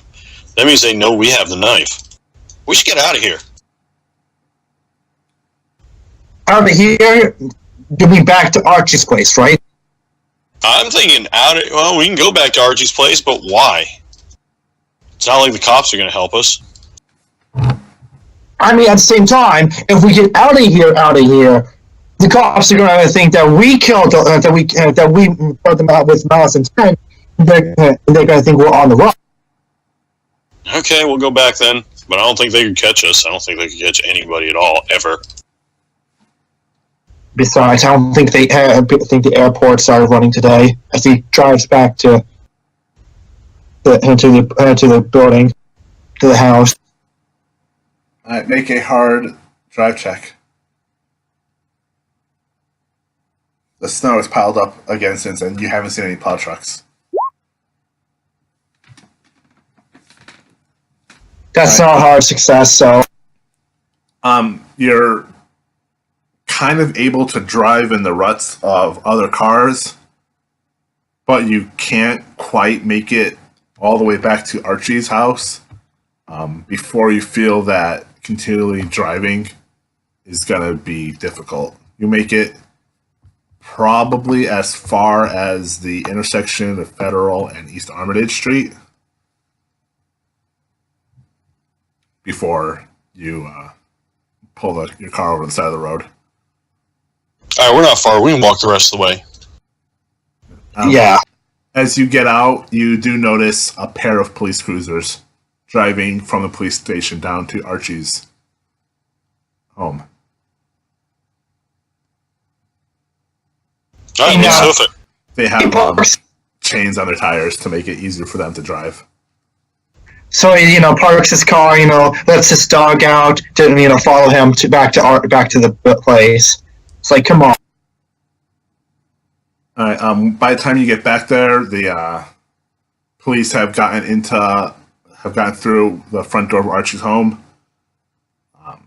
and you can see through the door that they've opened the bathroom door, and there's police that are looking at the tied-up body of the man that broke in the previous evening. I presume this is like yellow tape or whatever, or people are trying that's going to be keeping Peter and Roland out of the. Yeah, there's a couple strips of yellow tape in front of the open doorway, and there's a pair of officers standing outside of the door in thick jackets and drinking cups of coffee to stay warm. Do any of them look familiar to me? No. You don't recognize any of them. Glad you officers made it here. Your friend didn't believe us. Yeah, well, what can you expect? Life, right? Is the guy in there alive? Sorry, it's a police matter. Can't really discuss it. Well, would you want to talk to witnesses, maybe? Yeah, sure. Witnesses. I'll take your statement, and one of the officers hands his companion his half-empty cup of coffee. He pulls out a little notebook. What's your name? Roland Farwell. Dr. Roland Farwell. Dr. Roland Farwell. Okay. And I'll just tell him exactly what happened. The guy broke in through the fireplace, chased us with a knife, and my friend bravely saved us. That explains the bloody iron pole near the fireplace, I suppose. Yeah, you guys didn't hear me say that, though. Nope, didn't hear that. I'm also quite concerned because my other friend went off to the police station last night, and yeah, never made it. Your other friend, who's that? Archie, Archie Ball's Rain, and he's the one who lives here. Oh, okay. We informed one of the officers about it and even found his jacket covered in blood, but the officer didn't seem that, what's the word? Smart? No. Enthusiastic? No. Intelligent? No. Like motivated, I guess, and smart. Huh. Alright, well, I'll radio with the station and see if they can send some officers into the park to see what they can find. Thank you. Finally, a helpful police officer. Yeah, Thanks for your statement. Did other people in these houses see anything? Do you know? No one seems to be answering their door. I don't know. We did talk to the gentleman who lived next door, and we did notice last night that house had a window open, which I thought was rather strange. As you look over, you see that window is still open. Yeah, look, it's still open. Who leaves the window open? Huh. That is pretty strange. Yeah, we'll head over there after we're done here, but thanks for your assistance and letting us know.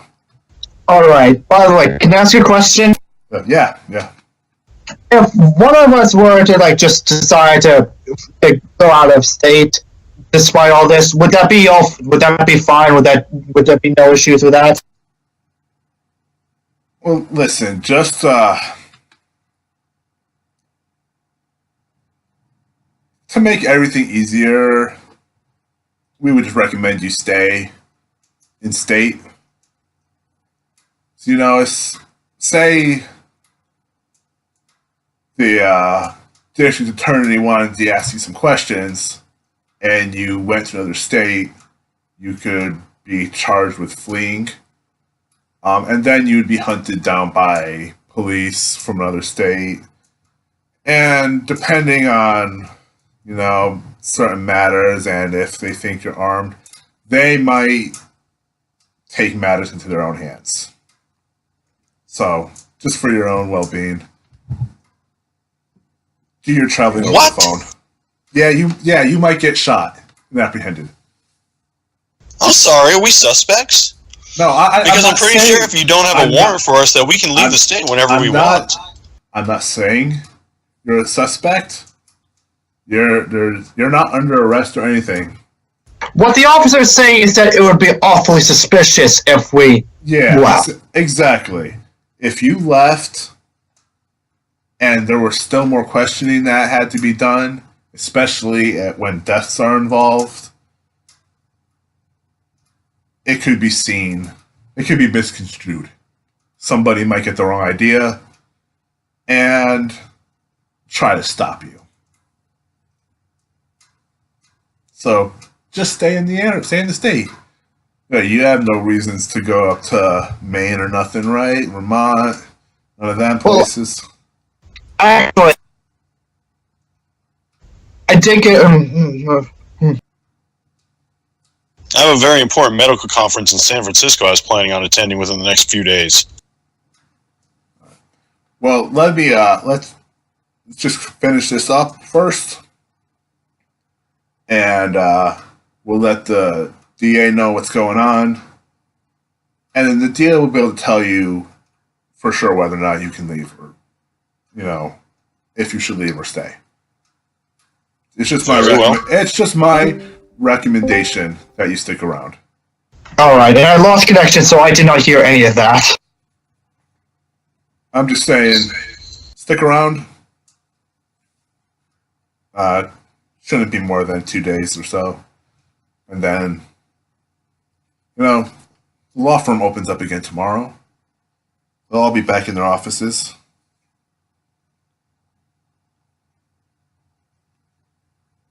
Alright, sounds good.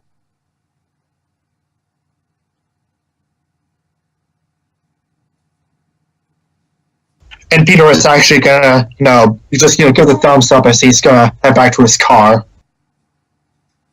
We're rolling to go with him. Alright. And as he sits down in the car, he just kind of looks up and down. It's like as you look around some of the other houses, you see lights are on, curtains are pulled open, and you see the next door neighbors. There's a young boy standing in the window looking at all the police activity. He's pointing his little fingers out and smiling, talking to somebody that you can't see.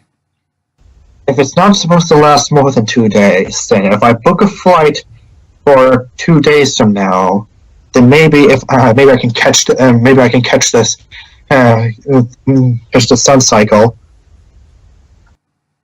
Well, the eclipse is in 2 days, right? Yeah, I might be able to get there just in time just in time for the eclipse. Look, I know this sounds fucking crazy, but you gotta believe me this one fucking time when it comes to the cult shit. This thing, and it holds up a little glass knife. It's like this thing is cursed. Every time this has been passed off to someone, the person who used to have it dies. And for some reason, it needs to get to San Francisco for December 27th in time for the eclipse. I completely believe you. I don't know. I'm sure I told you that the occult has been a hobby of mine for quite a while now. I've read about things like this before. I've never seen anything like this, but I've read about it. Wait, what's this occult rank? 45. Oh. This is fucking... I don't know what we have to do. But I just know we have to get down there. We're gonna... We'll have to plan a trip for 2 days. He says 2 days, show us 2 days, so we should be able to book a plane there. You can come with me. I can go alone. I mean, I'm not sure how good of a fighter you are, so... I want to go. I want to see this out. Besides, maybe it's our only chance of maybe possibly getting Archie back. Alright, so... let's try to get back to my place. There we'll start sorting things out. As you guys are sitting there talking, I'm trying to stay warm. In Peter's car, you notice that the officers are like reaching for their radios suddenly, and several run to one of the police cruisers, and the car leaves quickly. Probably at speeds better than the snow would allow. We might also want to buy some chains for these wheels. Possibly some weapons, although we won't be able to take them on the plane. If we can check them. Dude, come on.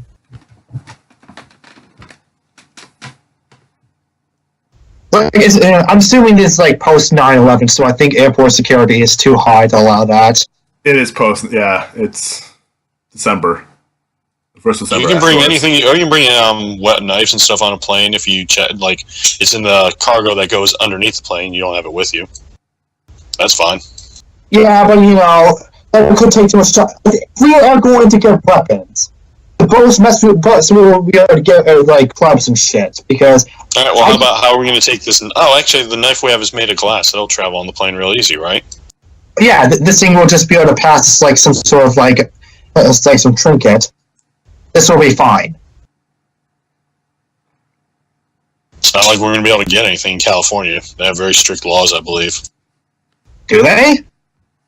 I actually don't know this out of character. Out of character, I'm like pretty sure they do. In character, I'm pretty sure they do. But I don't know for sure. It's been a long time since I lived there. I mean, I'm assuming we're not going to be getting guns and shit. I'm pretty sure because I don't think either of us can fire a gun. Yeah, 20% on handguns. So yeah, not really. Actually, you should be better with rifles. I think you can have like 25%. Yeah. Yeah, we're probably not going there to fight anyway, but it would be nice to have something to defend ourselves with. We're getting caught up some crazy stuff there. If we get there, if we have a good time, we can swing by a sports store and grab like some hockey pucks or something. Now, what I'm curious about is finding a bloody jacket in the snow across from the police station didn't make these guys move. What in the world made them move like that?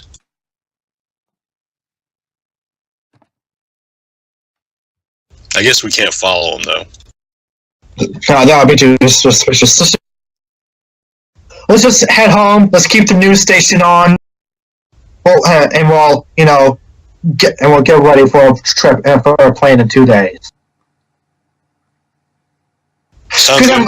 Because I'm assuming because of like how the Earth spins and how the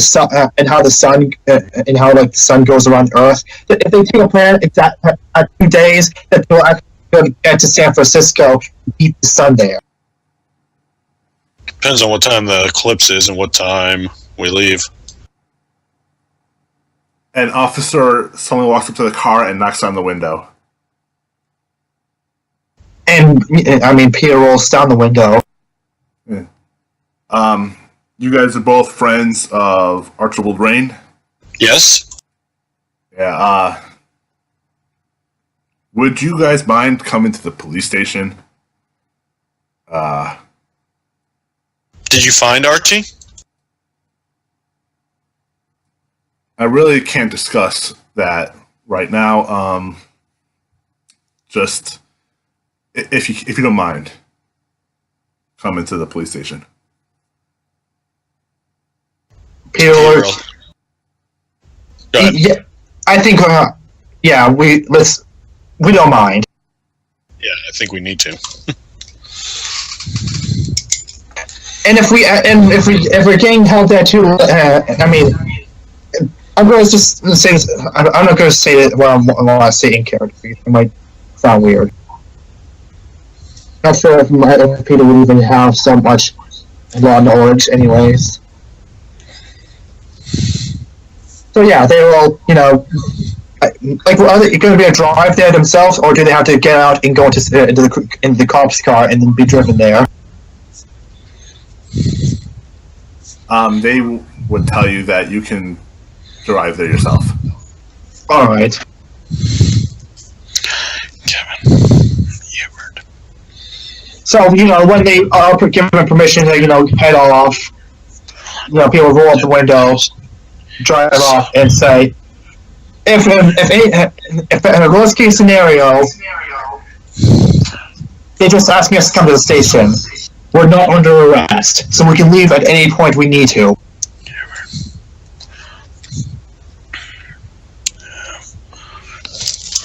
All right, great. Let's go. Yeah. All right. You guys make your way back to the police station. And you're shown, even though when you first walk in, you walk into the little lobby, you're immediately shown into a private corridor that's labeled police only, that leads down into like a basement area. Roland, you would recognize some medical equipment on the walls. We're in the morgue, aren't we? Before you're shown into a morgue. We're going to have to identify a body. I'm actually like taking criminal justice in real life, so I can already tell that's exactly what we're fucking doing. There is a short officer in like a lab coat type thing, jacket, holding a clipboard. Sorry to have you come out on Christmas, but crime doesn't seem to take a day off. Tell me about it. It's fine. We didn't have anything planned today, anyways. Maybe in a couple days, but. I'm really glad you guys were able to come out. We weren't really able to. We tried making a few phone calls, but no one else seemed to be able to answer their phones. So, would you? He walks over to a table and pulls a blanket off to the side. Be able to identify this body, and you see a mostly nude man laying on the bed. on the table, eyes closed, and you immediately recognize Archie. That's him. That's him. Oh. Is it like just like a clean body? There's like no wounds we can't see. You don't see any wounds. What happened to him? Well, from right now, we can gather he died from exposure. Exposure. Yeah, officers found him. I really shouldn't be telling you, but officers found him in the park. All his clothes missing.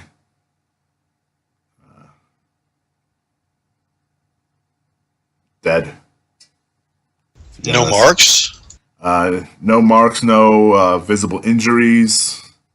I mean, we're gonna probably do a cursory autopsy. That's odd. Because he turns to Roll and is like, you said that was blood on his jacket, right? That was definitely blood on his jacket. So if this was from exposure, then where did that blood come from? Wait. I really couldn't tell you. I wasn't there to see, so I mean the officers just sort of recovered the body and brought it back here. Very strange.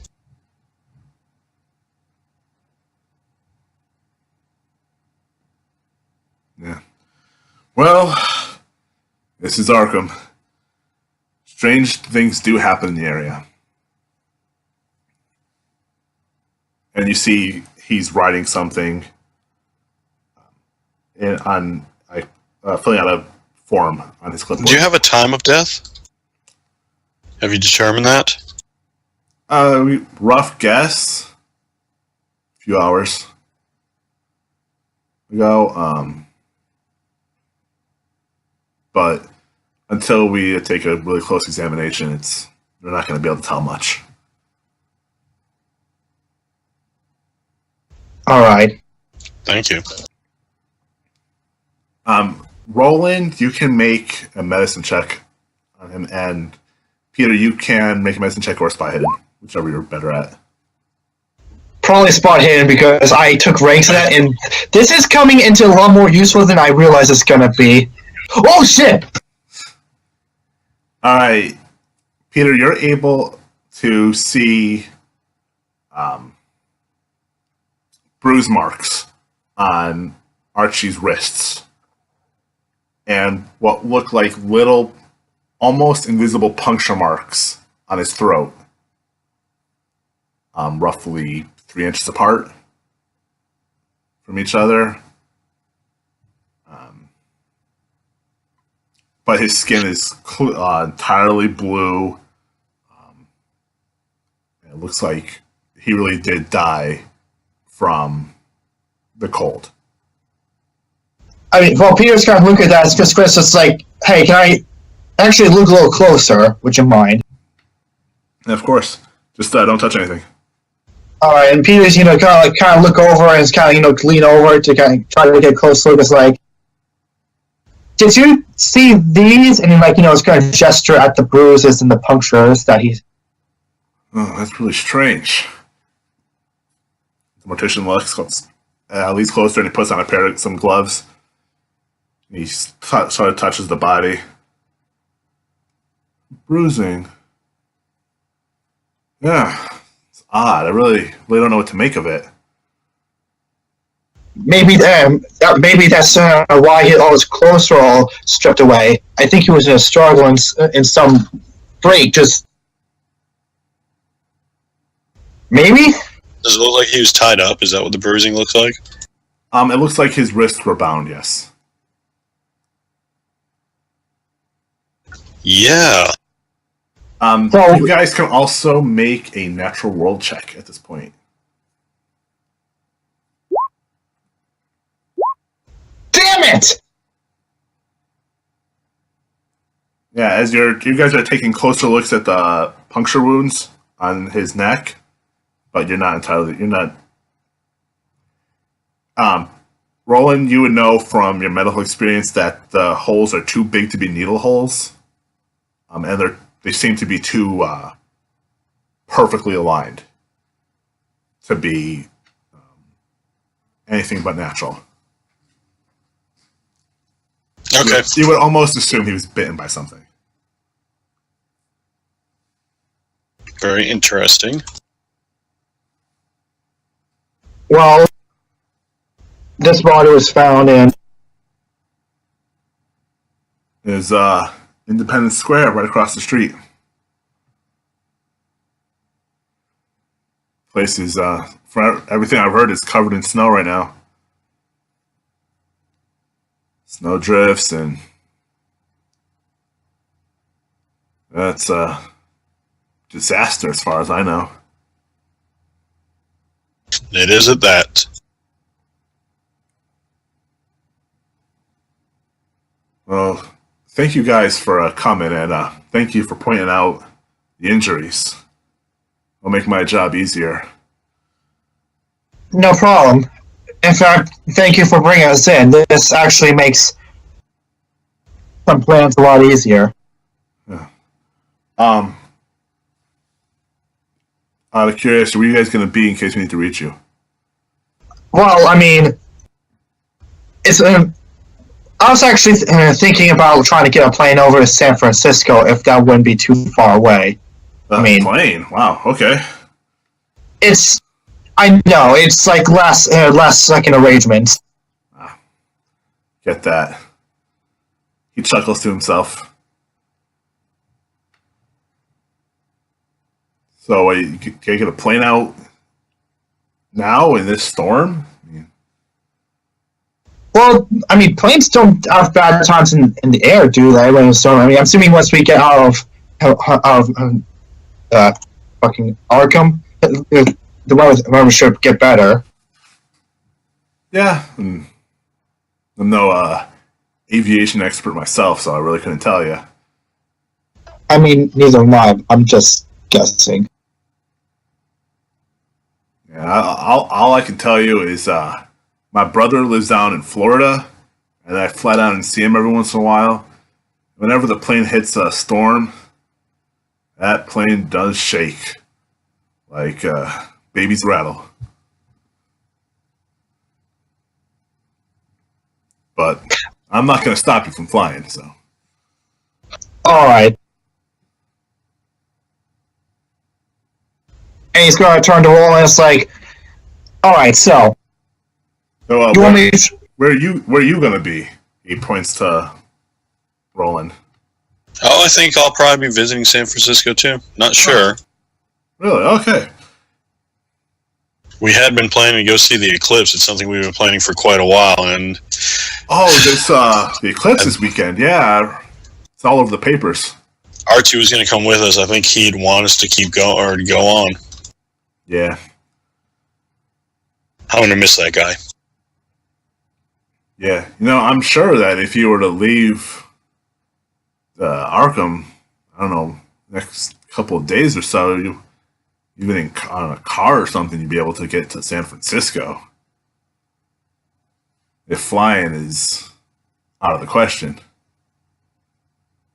Have you ever driven across the United States before? It takes more than 2 days. Yeah, fuck no. It takes me like a day to get down to from Maine down to Massachusetts. If you know where you're going and the best routes to take, anything's possible. I mean, suppose if you're like taking a beeline, then maybe. But Jesus Christ, you'd have to be probably really pushing it. Maybe if you have Doc Brown's flying DeLorean or something, but not in a car. Well, we'll keep in mind in case maybe the highway's a lot better than we're thinking. Yeah. Well, just an idea, just a thought. Have a good day. Just need to get out of here. It's like diverts his gaze from Archie's body to try to walk out. And an officer shows you back up to the lobby. And like on his way out, he's actually going to be taking his smartphone out and trying to see if he can book a flight.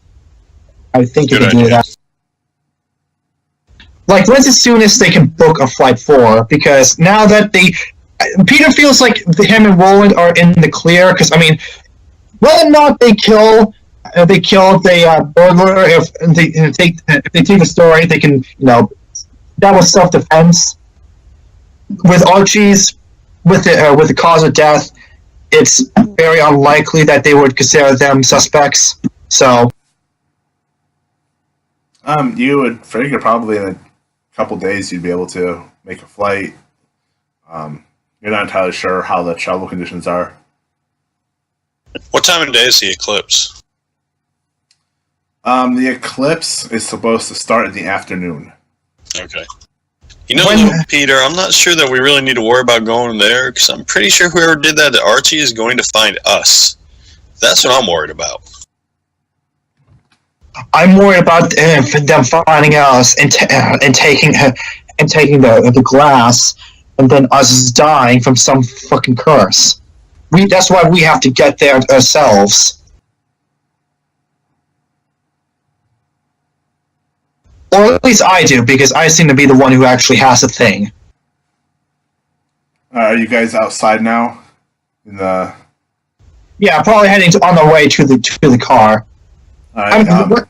As you once you're outside and you look down, you can see a police cruiser still parked near one of the entrances to the park. And you recognize the officer who had come out with you earlier to look at the jacket and dismiss your story about your friend. Oh, like, are we walking by him or just see him? You're able to see him. He's standing there. So there's not really there's no traffic on the road aside from like the occasional police car. So if it's supposed to be at noon, what's the earliest ETA that we can get? Like, can we get a plane that gets there sooner than noon? You would have to call the airline and see. Alright, he's probably going to call once he gets in the car. Right. About what year is this taking place in? 2001. Okay, so it's before smartphones and all that stuff, but after 9/11, I think you said. Yep, it's after 9/11. Okay. Oh, I thought he had a smartphone this entire time. He has a cell phone. You could have a cell phone, but it wouldn't be a smartphone. It wouldn't be like an Apple iPhone or anything like that. It would be like a flip phone, something along those lines. Verizon or T-Mobile, something like that.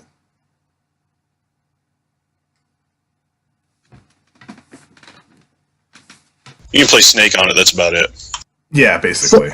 So yeah, he is going to call the airport and see about flights for to San Francisco.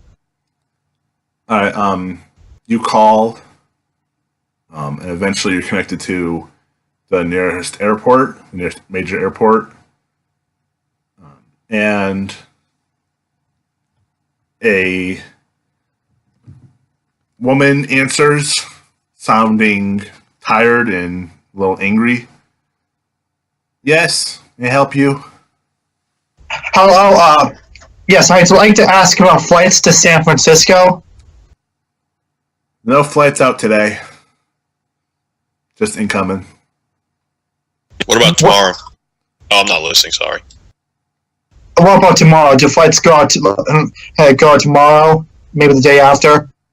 Yeah, I mean, if as long as the snow stopped and the planes are cleaned off and the runways are cleaned off, then yeah, there'll be flights. You looking to book a flight? Yeah, a book for flight 4 and looks over our wall. It's like 2. Yes, 2. When's the soonest we would be able to reach San Francisco? Well, to be honest, the flight out tomorrow would get you to San Francisco. Like I said, it always depends on the weather.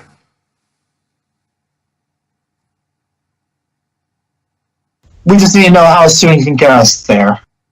Yeah, if plane that leaves tomorrow, arrive tomorrow. Plane leaving tomorrow morning? Yeah.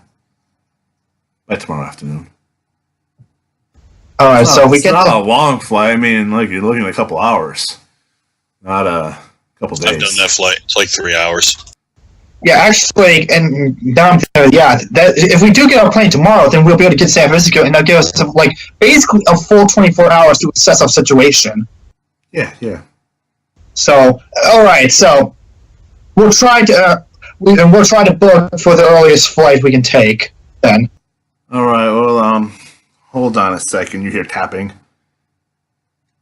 Well, we don't have any open seats on the flight leaving tomorrow morning.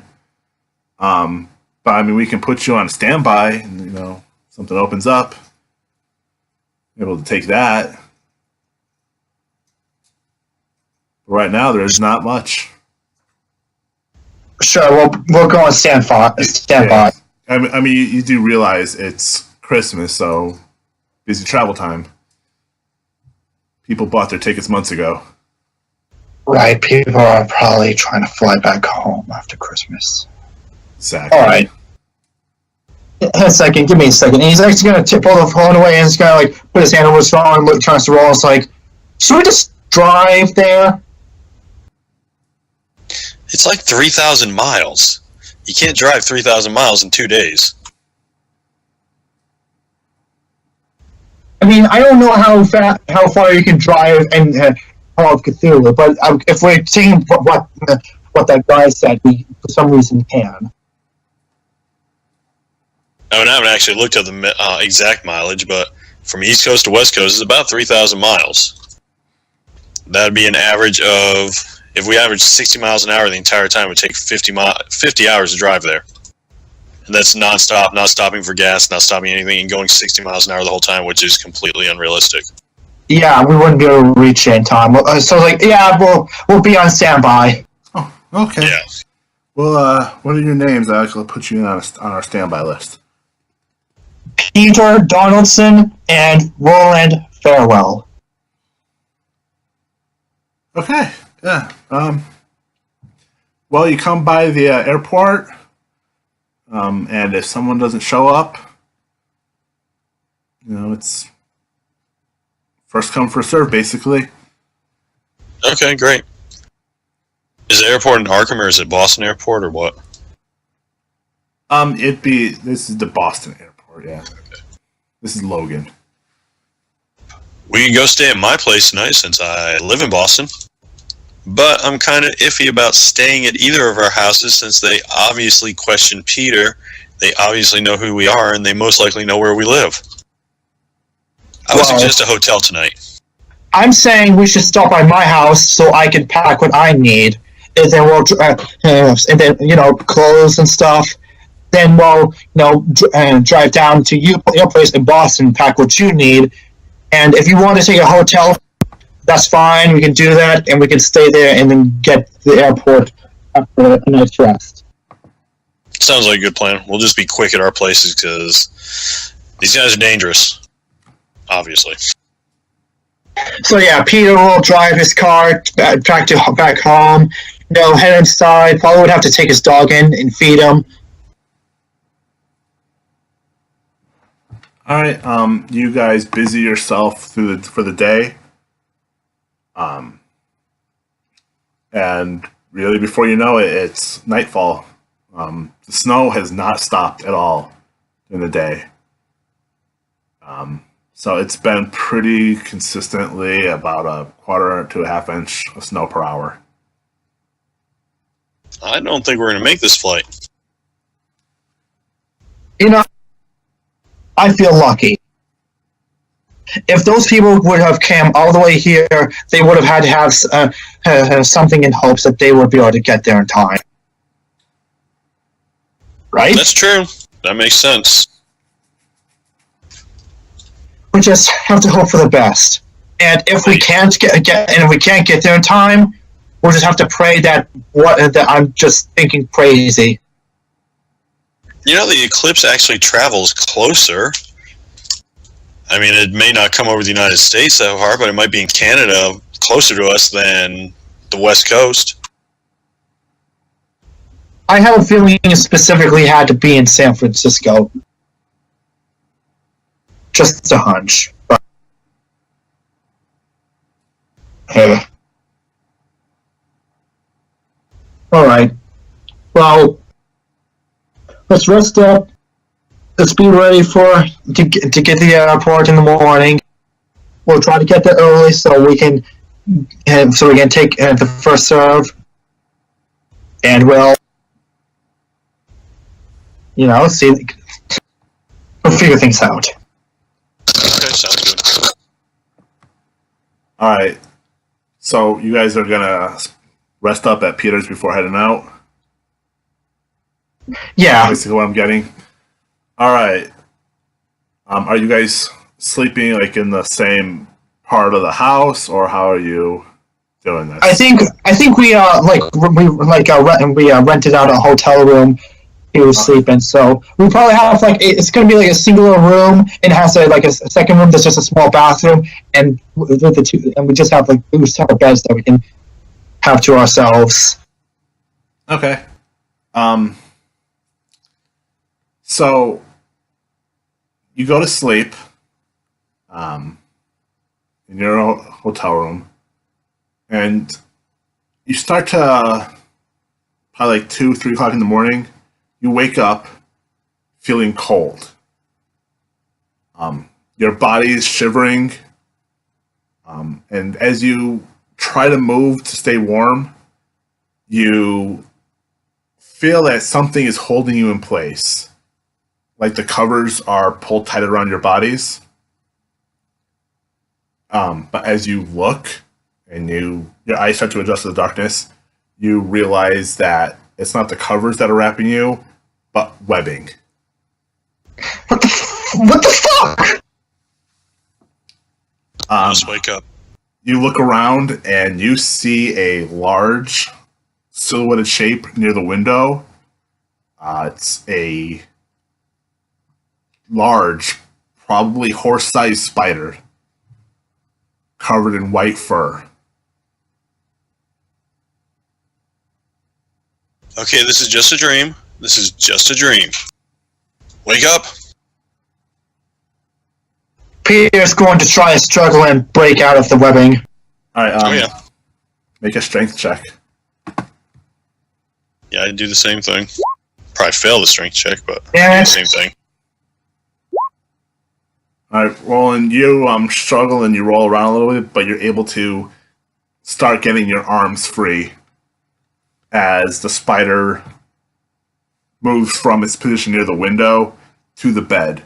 And you can feel the bed sink under its weight, and you hear the creak of the bedpost just straining under the additional weight.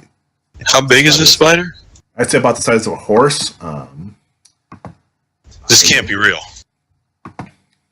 Show you one.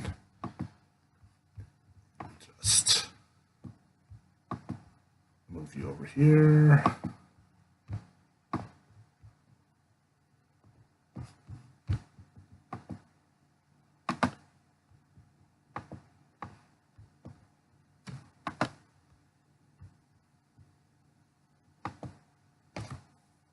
And you see this giant spider is moving closer to you guys. There is thick venom dripping from its jaw, its mandibles, and you can see these 2 needle-like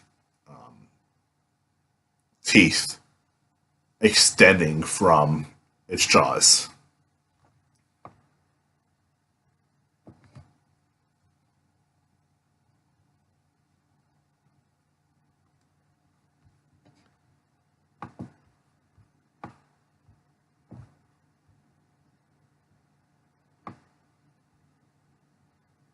I guess just keep struggling? I guess? I have no idea. I thought you broke free. No, I'm my You arms are pulled your almost arms free. free. Okay, my arms are free. Fucking hit it with a lamp! And he's Peter's going to keep trying to break free himself. Yeah, I'm gonna look for something within reach that I can throw at it. Hey, where's that knife? Did you leave it on the nightstand or something? I think it's... Hang on. Well, would we want to roll luck to see whether or not he did, or if he left it in his pocket? Yes, you can roll luck.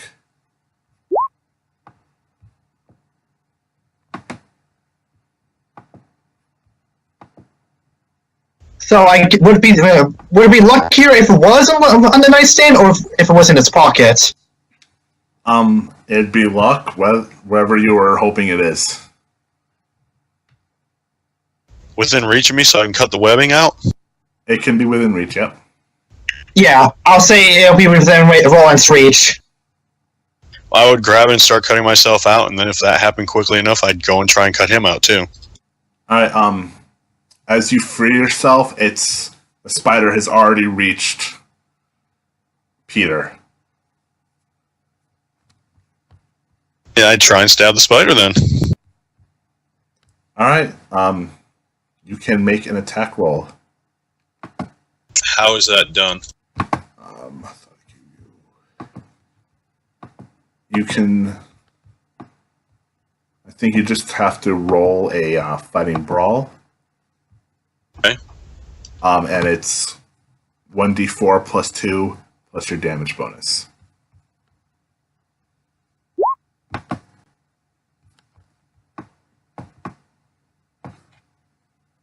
And you swing, but the spider it's big, but its body is relatively small, and it's easily able to move out of the way. All right, let me try something really quick. This is just a test, see if I did it right. Okay, I did do it right, I think. Oh, yeah. Yeah, that looks right. All right, cool. All right.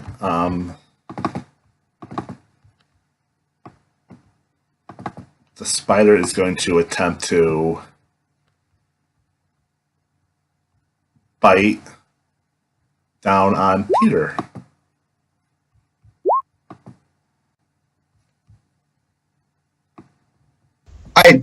Do I get a dodge roll? You can dodge. Yeah, you can roll out of the way. Yeah, it sinks its teeth into you. Oh, yeah! Ah! Attack it again, I guess. I mean, unless you have any suggestions, I can't think of anything better to do. Cut me out! And Okay. she's gonna keep on struggling, I guess. I'll try and cut him out. Okay. As you struggle, to slice through the webbing without actually cutting your friend, the spider is going to is turning its attention onto Roland, and is actually going to try to ensnare you again.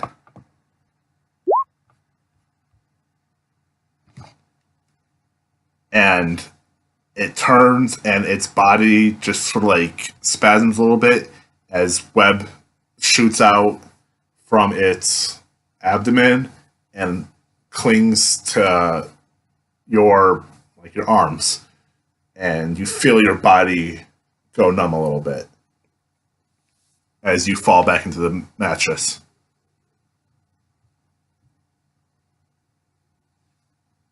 You do notice 3 other figures in the room that look like that same short man who had tried to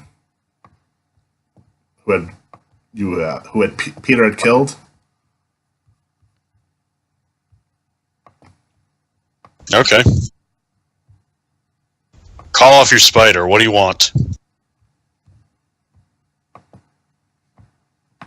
Give us the knife. We leave. It's kind of hard to give you the knife with me tied up like this and the knife in my hand, If we give me the knife, we'll die! Give us the knife. You not die. Let us out and I'll give you the knife. Really? You want to explain why every other fucking person who has this thing is dying?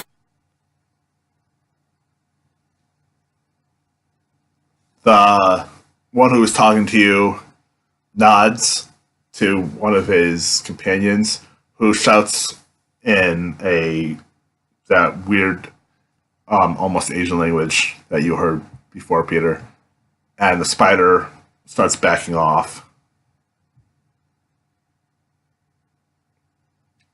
Now give us the knife. And you no die. Peter's still gonna try getting out of his, bindings if I can make another check. Yeah, you can make another strength check. There we go. Yeah, you're able to start pulling yourself free of the webbing. Yeah, you gotta let me out first because I'm kind of tied up and the knife's tied up with me. Should we try explaining some things instead of just demanding a knife?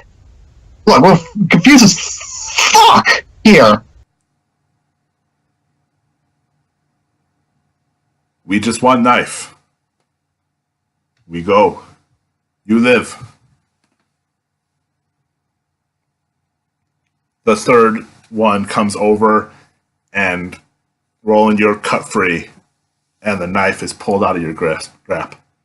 What if we give you knife, but we also follow you to where you need to do with the knife? Just, to make sure.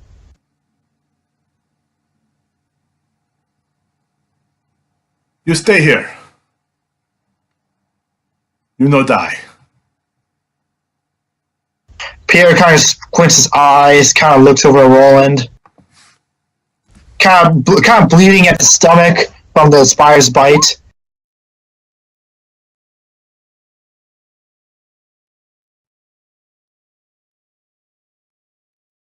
The knife. It was very helpful. We go now. And the three figures open the door and walk out of the hotel room, but the spider is still there.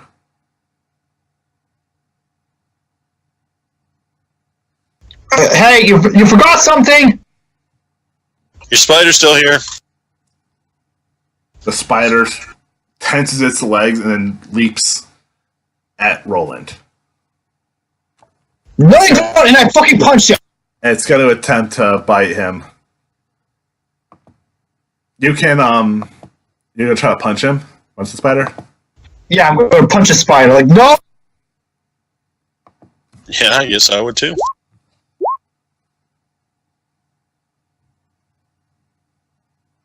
You swing, and yeah, you are able to connect with the side of the spider, even though it does manage to slightly bite into Roland's exposed arm.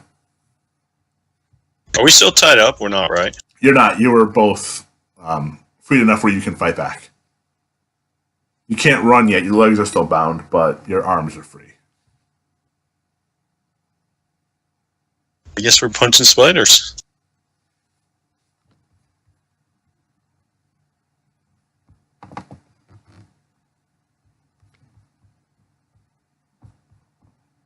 Is there anything like within reach you could throw at it or use as a weapon? You can make a luck roll.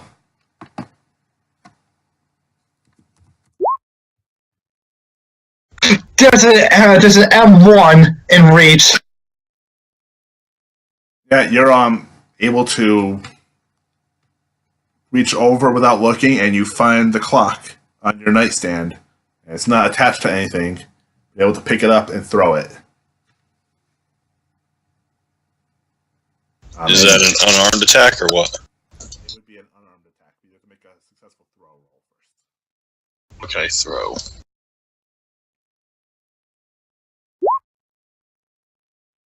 You try to throw it, and it just sails over the spider. Yeah, the next one will be in your head. You better back off. The spider will attempt to bite you again, Roland.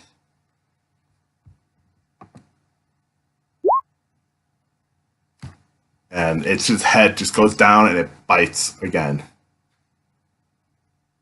I do believe I'm almost dead.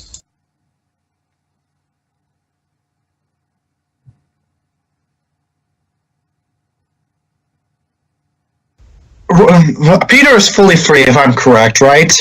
I'd say you're probably able to fully free yourself at this point. The spider hasn't paid attention to you. Yeah, Peter's gonna go over and he's gonna grab the room's like chair and he's just gonna lift it up and just bash it over the head with it. Okay. Not sure what kind of weapon that would be, Sarah. Is an improvised weapon. Yeah, but he's taking like a big. He's taking like the big chair. You can make an unarmed strike. If it's a success, it'd be 1d10.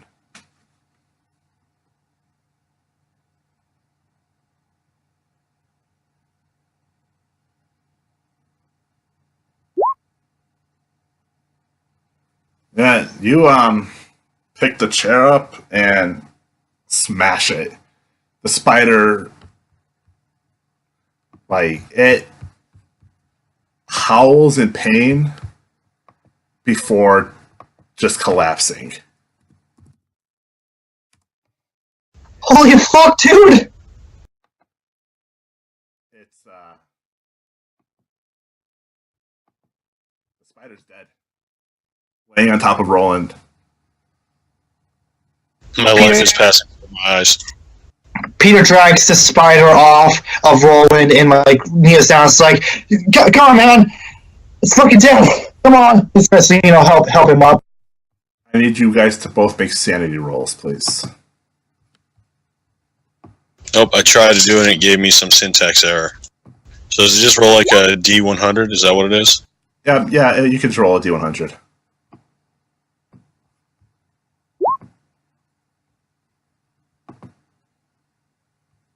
All right. You guys are both unnerved by the spider that is enormous compared to any spider that you've seen, and the wounds on you got and the two and both of you match the wounds that were on Archie's neck. So you would easily be able to assume that a spider had bitten him. Fuck, dude. But you beat the crap out of it. It beat the crap out of me, too.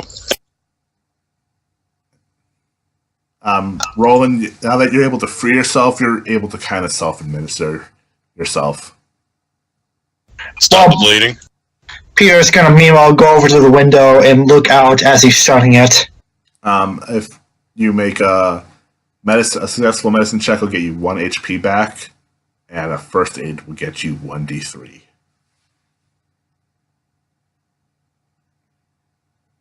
First aid shouldn't be bad. There it is. Oh, first aid's not bad.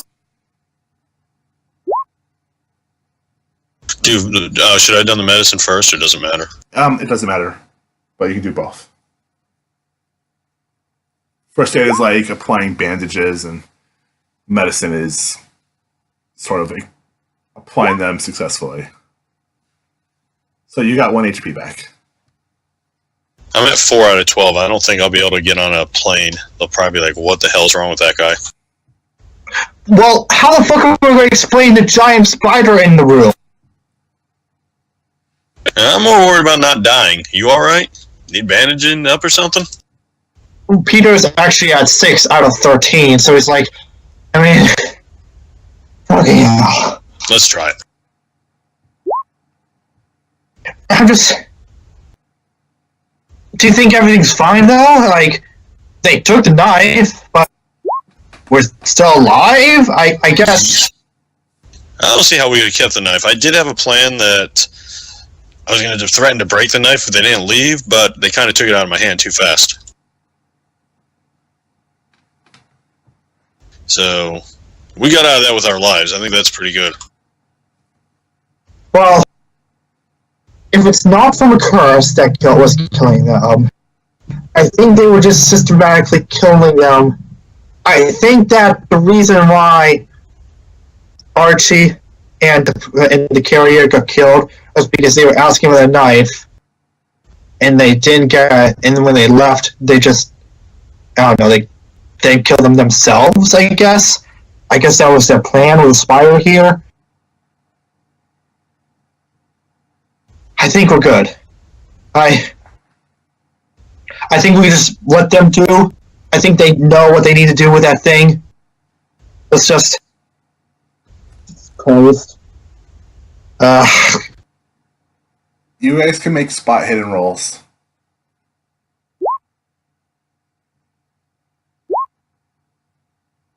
Alright, looking now that the spider's dead and the 3 guys have gone, and you start looking around, you see what looks like another scrap of paper on the floor. And Roland, as you get closer to it, you realize that it is a bus ticket from Arkham, Mass. To San Francisco, California.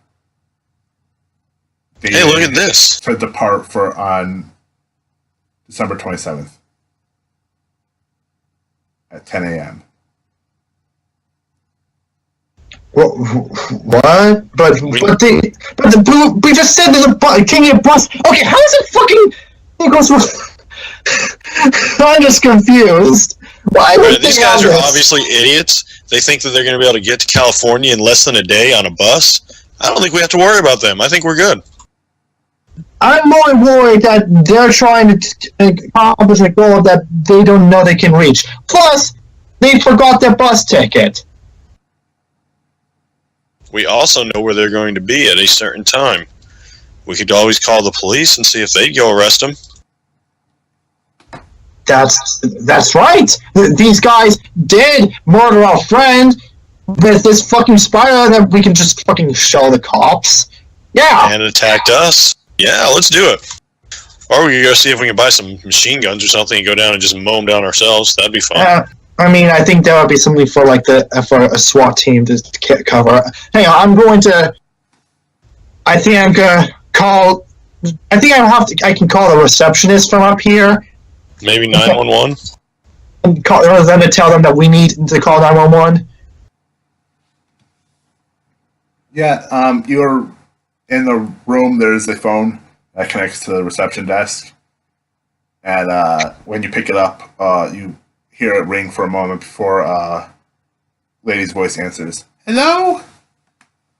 Hello, yes, we need someone to come up to room 309, and we also need the cops called. Someone just... Don't forget to ask for an ambulance. And an ambulance. Cops and ambulance were hard up here. Just fucking came in and attacked us. Oh, dearie. Is everything okay up there? And he kind of looks over at the spider in the broken chair, and it's like, sounds like, I mean, now it is, but fucking... Both of us covered in blood. Fucking bleeding, fucking, someone broke in here and just attacked us, and... Just tell them to call the cops and an ambulance. We don't have time for this. Just call 911 and send up Cindy. Or whoever the cleaning maid is. Of course. Yes. Right away. Yes, we'll send somebody up. And the phone disconnects. How did they get in our room? How did they get that thing in our room? Is what I'm wondering. Well, we can assume they got in through the window there, and he points over. But he looks at us like, wait, the open window. They must have the same people that broke in that other house back in Arkham too, that we saw. Could be. Whatever. What kind of fucking spider is this? It's a big ass spider. You can make an occult roll.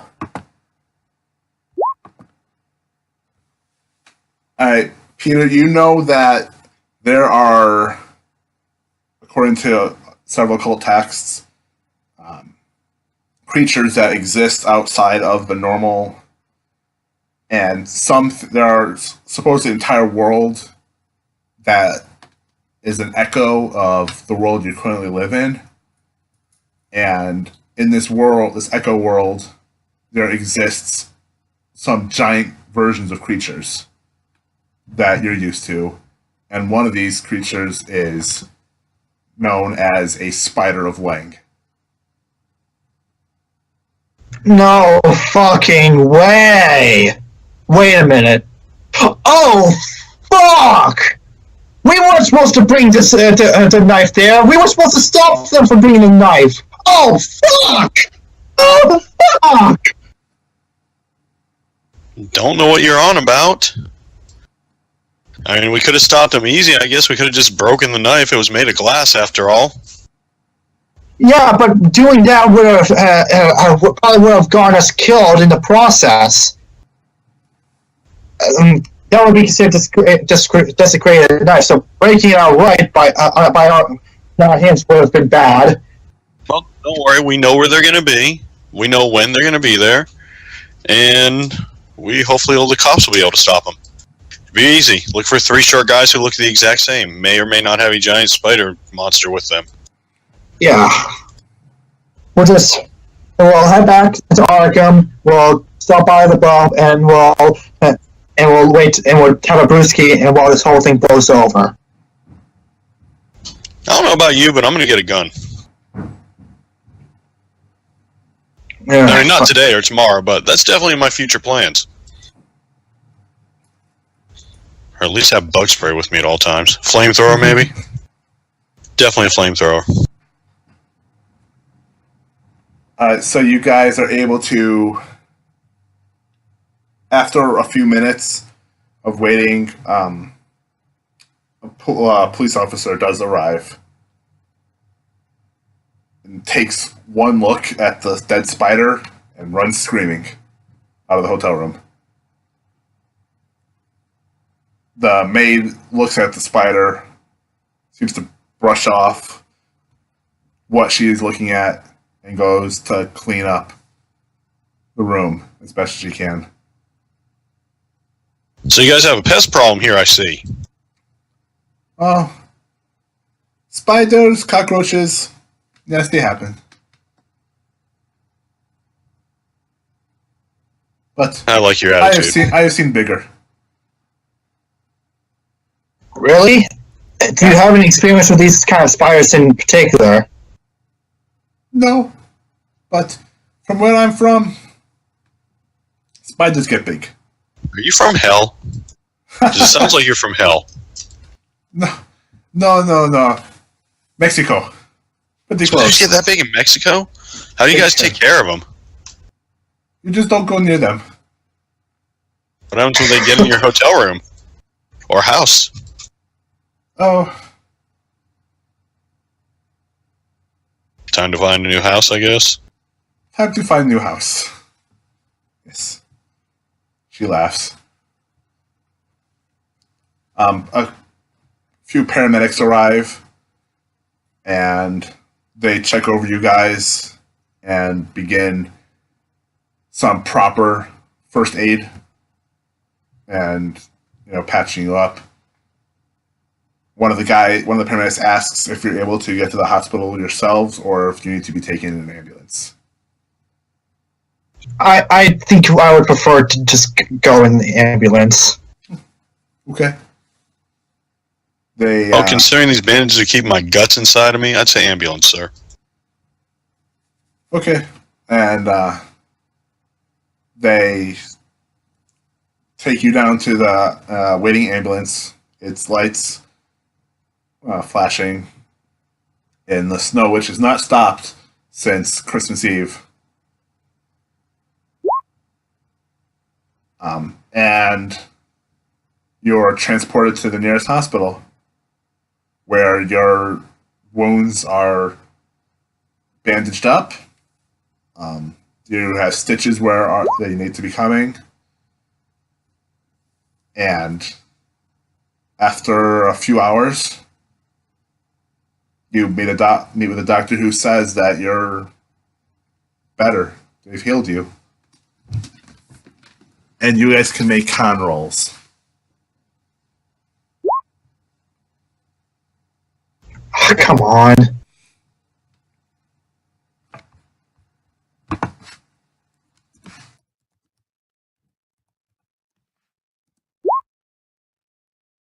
You might have to roll for Roland. Yeah, you can. I'll make a roll for him. But Peter, you're able to heal 5 more points of HP.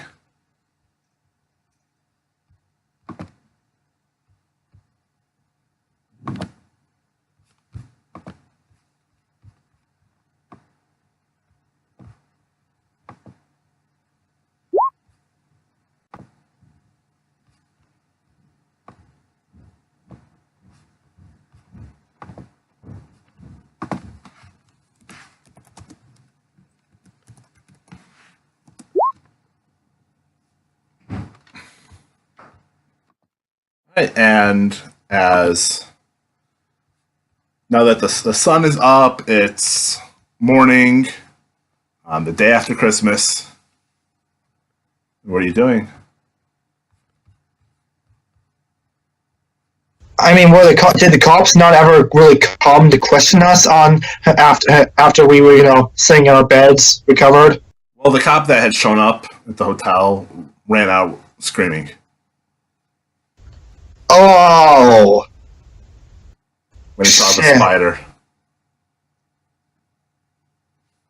Hey, Roland, I think we will have to take care of this ourselves. It might take too long to get the cops to...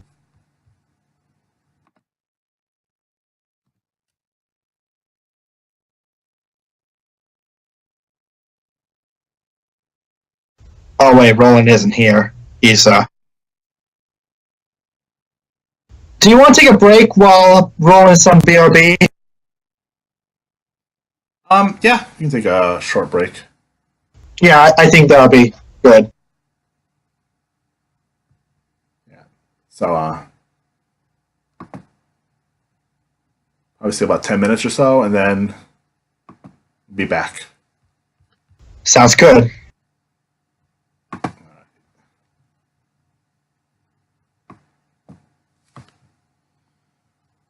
Oh.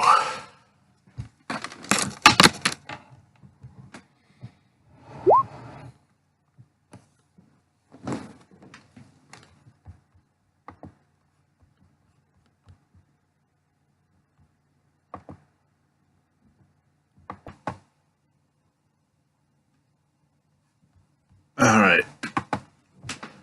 Is everybody back yet? I am. All right.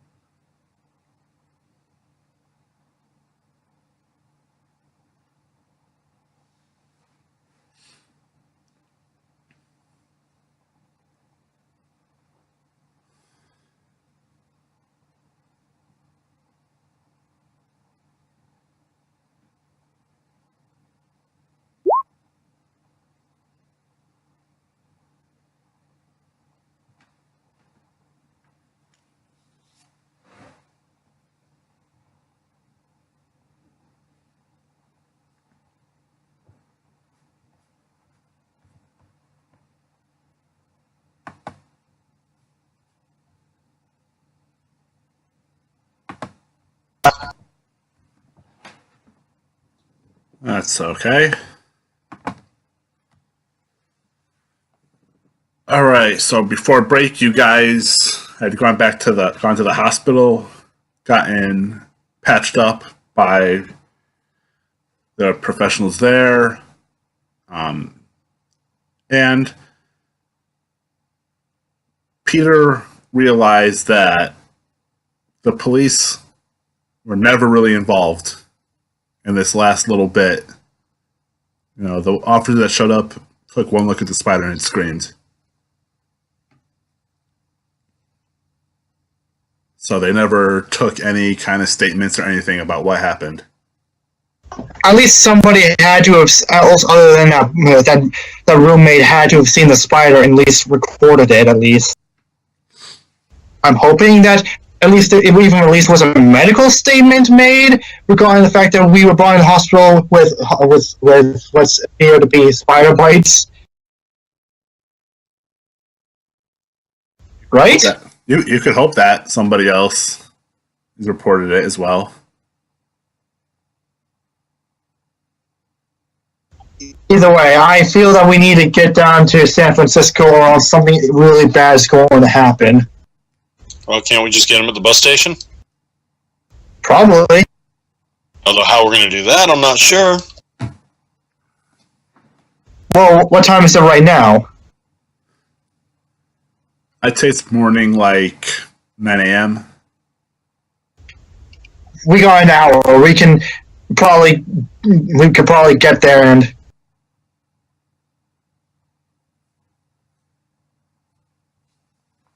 catch Is it some the up. 27th? Now, this would be the 26th, the day after Christmas. All right, so we have a day and an hour. Oh. Which is good, because we're going to need some time to prepare, because I'm not going to face them guys again without some kind of weapon.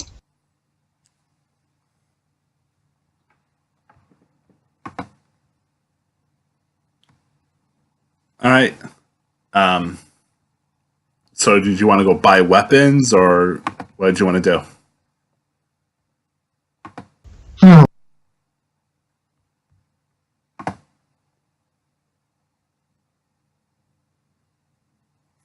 Unless we think we could sneak it. Well, it's going to be a bus stop station, so we should be able to get on through without much trouble.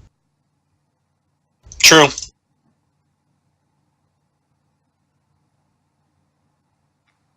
Oh, we might even be able to pick up some armor so long as we can conceal it under ourselves. Like get some sports gear.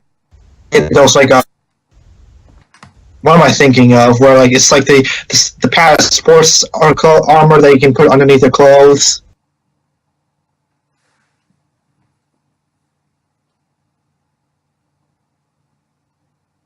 I don't know, like in football they have certain pads they put under their clothes.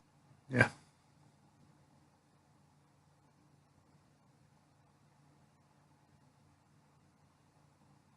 Stuff like this.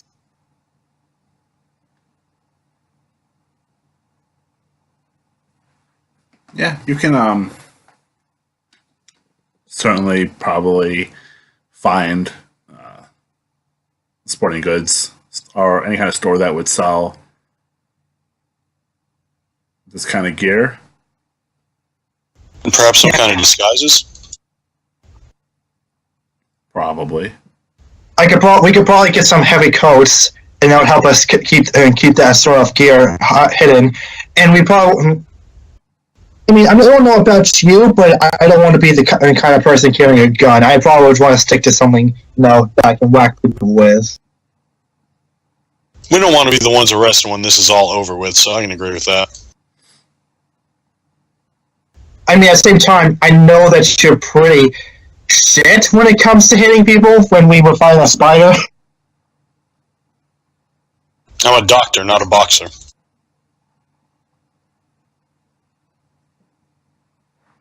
But I don't think I'm actually much better with a gun than I am with my fists. I'm not. I'm a writer. I still left, bro.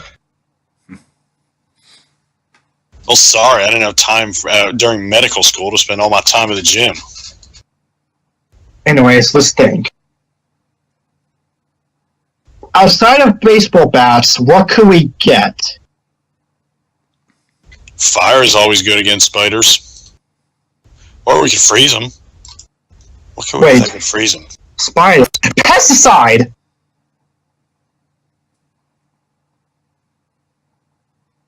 Well, we don't want to poison all the people there, too. That's the problem. And if you want, take down a spider like that, it's probably not very good. If you want, you can bring some lighters too.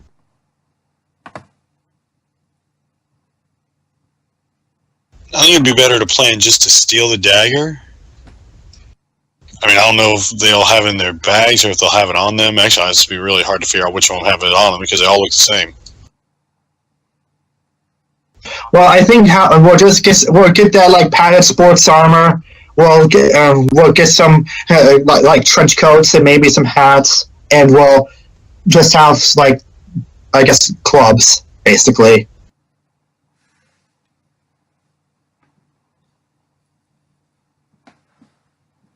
All right. Make a luck roll. Both of us, or for both, you can make one.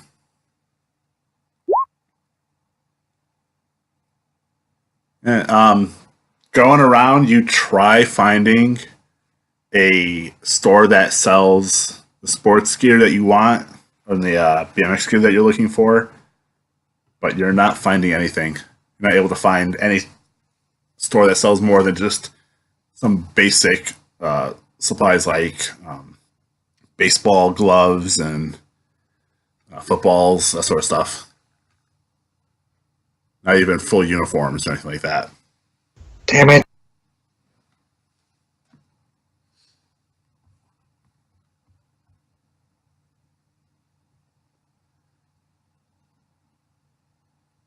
But asking around, you know that the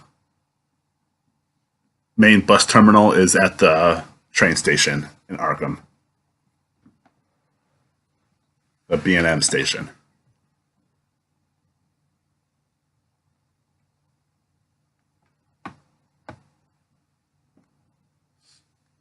Alright, so we'll be in town. Okay, you are going to be in Arkham? Probably, if that's like where we need to go.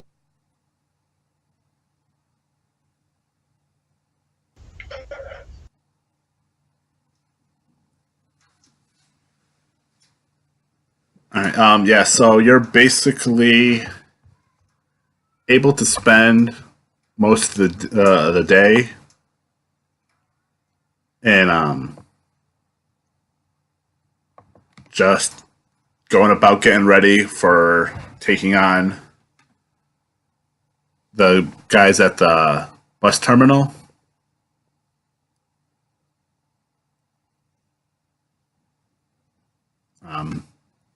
But you can do anything you want.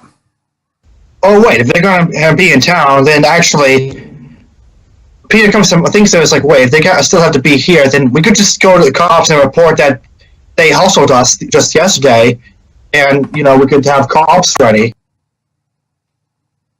Yeah, it's not a bad idea. These cops here might trust us, considering they know we were somewhat involved in the last thing.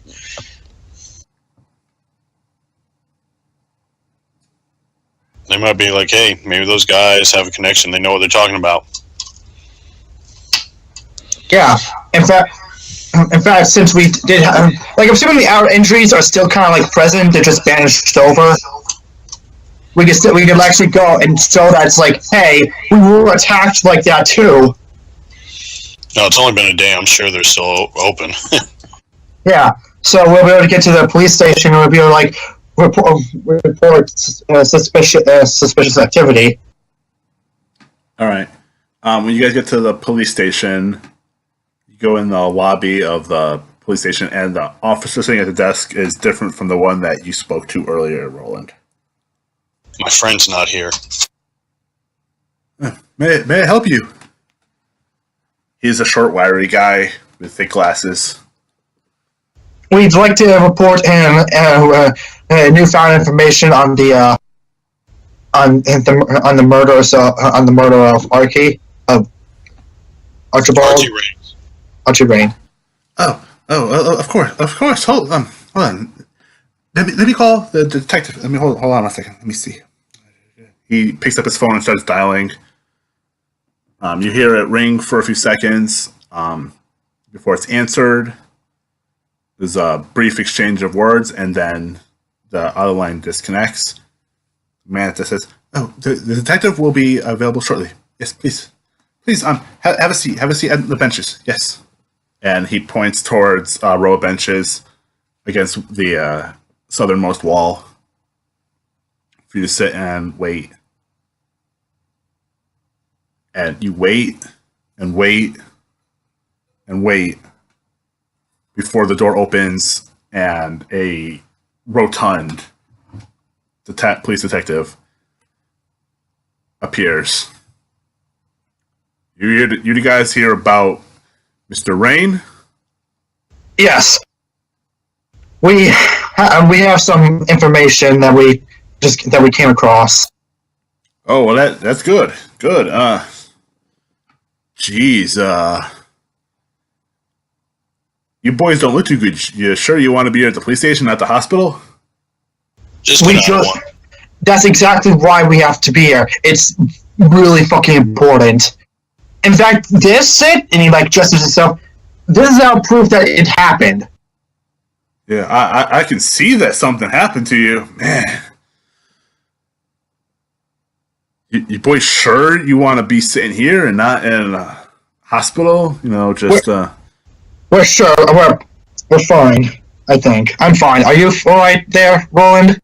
Been better, but we'll get through this. Yeah. We think we were attacked by the same person that attacked Archie. really. Yeah, You did see the guy that was unconscious back at Archie's place, right? oh, you mean the dead guy? He was dead.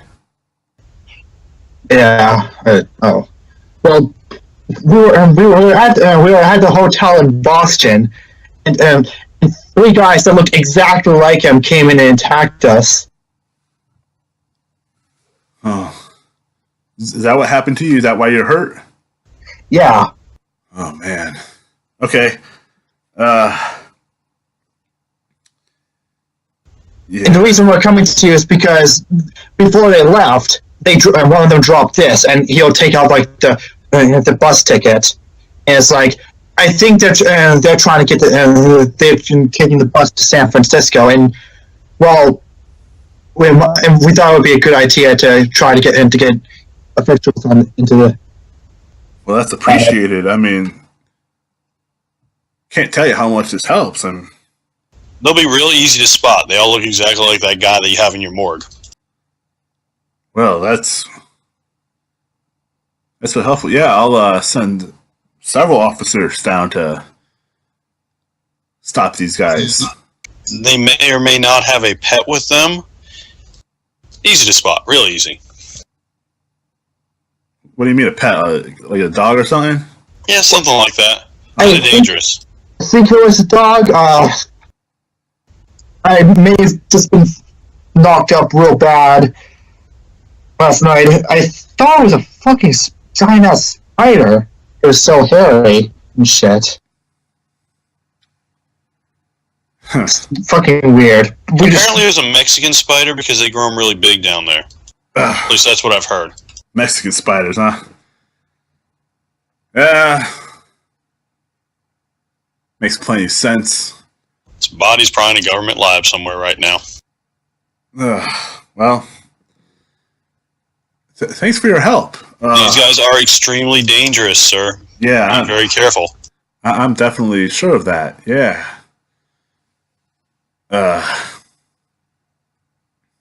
Thanks. Yeah. You guys in town and stuff? Oh yeah, we'll be in town for a day or two. Well, that's good. That's good. Yeah. Make sure we get some police activity over by the train station. Definitely. All right. And All right, great. You want to go have a beer, Peter?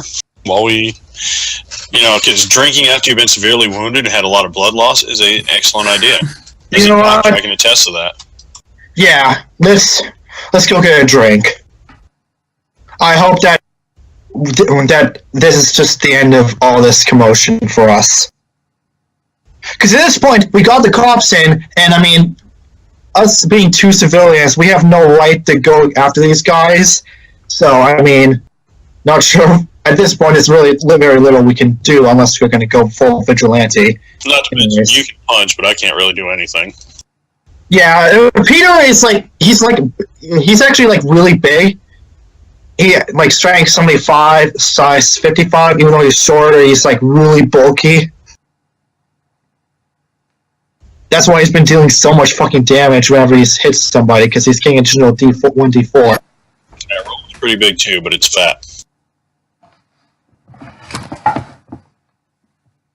So you guys are gonna go and just spend the rest of the day. Hey, we can look for sporting goods stores here.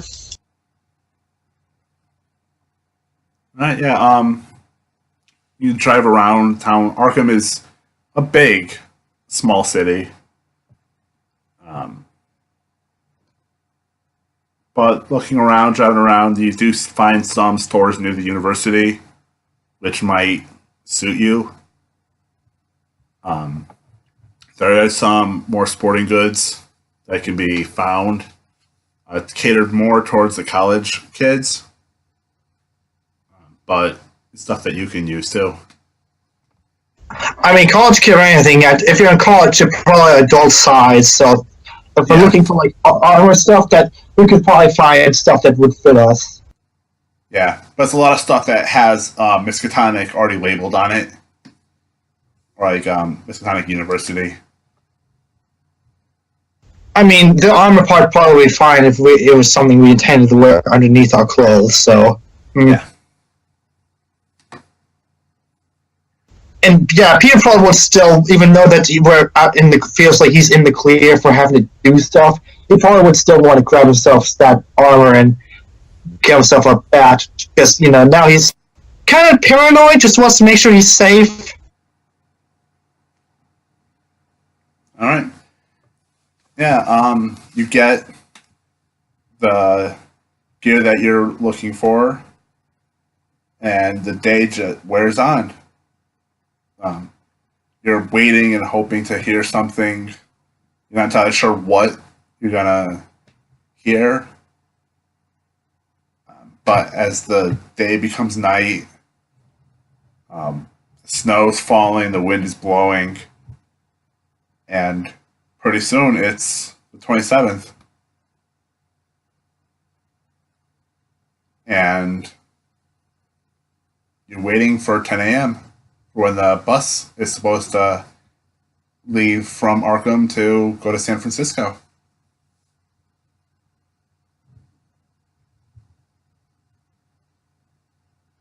As you're sitting in a bar,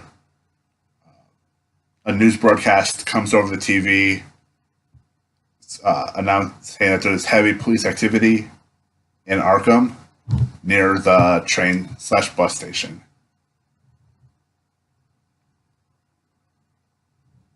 And that the police have cordoned off the whole neighborhood. Okay. Wait, so we can't get to the bus station? You guys can't know. Yeah, at this point, it's way far out of power. We're just sitting here and hoping the cops do their job. You know what? And you know what? I feel better this way because it's better than us trying to do it and either us getting murdered or being arrested for assault, rather than, you know, just having more squads of cops trying to handle the situation. It's not really the most heroic thing, but, you know, it makes sense. Exactly, and it's not like we're built to handle this situation anyway. Yeah, after what happened, like, just 2 nights ago? Yeah, that fucking... I mean, I could probably take down a couple of them before I went down, but, yeah, not very smart. Especially, like, you know, downs his beer, has the dog sitting by him, and he's kind of petting him. So what do you think will happen if... what do you think the worst case scenario is here? Worst case, they make it to San Francisco, do whatever crazy stuff they're trying to do, and bad stuff happens to the world. I'm more thinking that we're on the wrong side of the story. They do get stopped, and what needs to be doesn't get done, and bad stuff happens to the world that way. I'm honestly not sure anymore. I need you guys to both make luck rolls.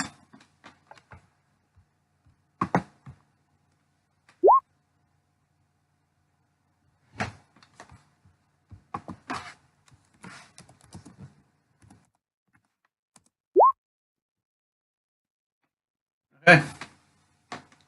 As you're sitting, you guys can hear almost as though it's happening right outside of the bar, shouting and some gunfire. Holy fuck! And, like, Peter's gonna go look out the window. You can't see anything from where you are, but whatever is happening, it sounds like a war is going on out there.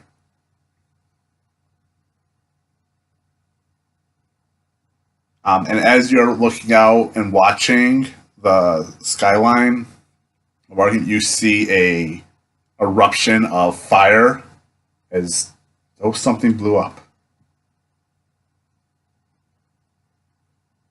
Yeah, it's a good thing we weren't there.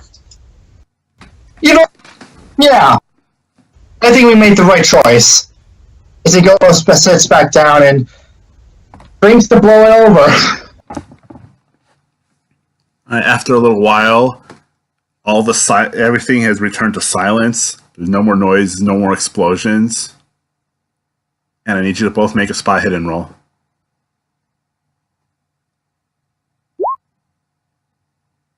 Alright, Peter, you're still sort of paying attention to what's been going on, and you're still tense.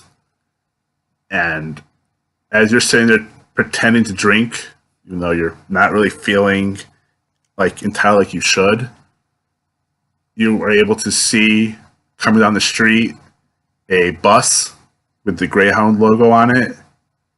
The front of the bus says San Francisco, California, and there are 5 seated figures inside the bus that all look the same. Oh, fuck! Yeah, they got away. We gotta stop them! How? I have my fucking car. I don't know. Let's do it. I like it. Let's get in an accident. Can you drive? Yes, not very well, though. I'm kind of hurt. Actually, what is your score? 20. You can't drive. You don't have any fucking ranks in the file. I can drive. I'm great at driving. Alright, I'm not great. My license may have been suspended last year. He rushes outside to get into his car. Alright, as you get in your car, the bus is probably a half mile in front of you. It's making for the Aylesbury Pike. Just roll and follow. Does he get in the passenger seat? Oh, yeah, I'm with you. I don't know what we're going to do, but I'm with you. Once they get in, he's going to basically turn on the car and he's going to fucking floor it. He needs to catch up to that car. Alright. To the bus. Make a hard drive auto check. You're trying to speed up in icy conditions. Yeah, you manage to close the distance to the bus pretty. It's a slow go, but the bus isn't moving too quickly. And as the bus goes onto Aylesbury Pike, you are right behind it, probably 10 feet behind the bus. We can call the police and let them know where the bus is. Although I don't know how much help they'll be. They weren't much help last time. I don't fucking know. Okay, look, there's 5 of them in there, plus a driver. They're going to San Francisco. This is an illegal vehicle. Somebody has to stop them. I don't know what we can do. The bus has to stop for gas eventually. So no way. I say we call the police.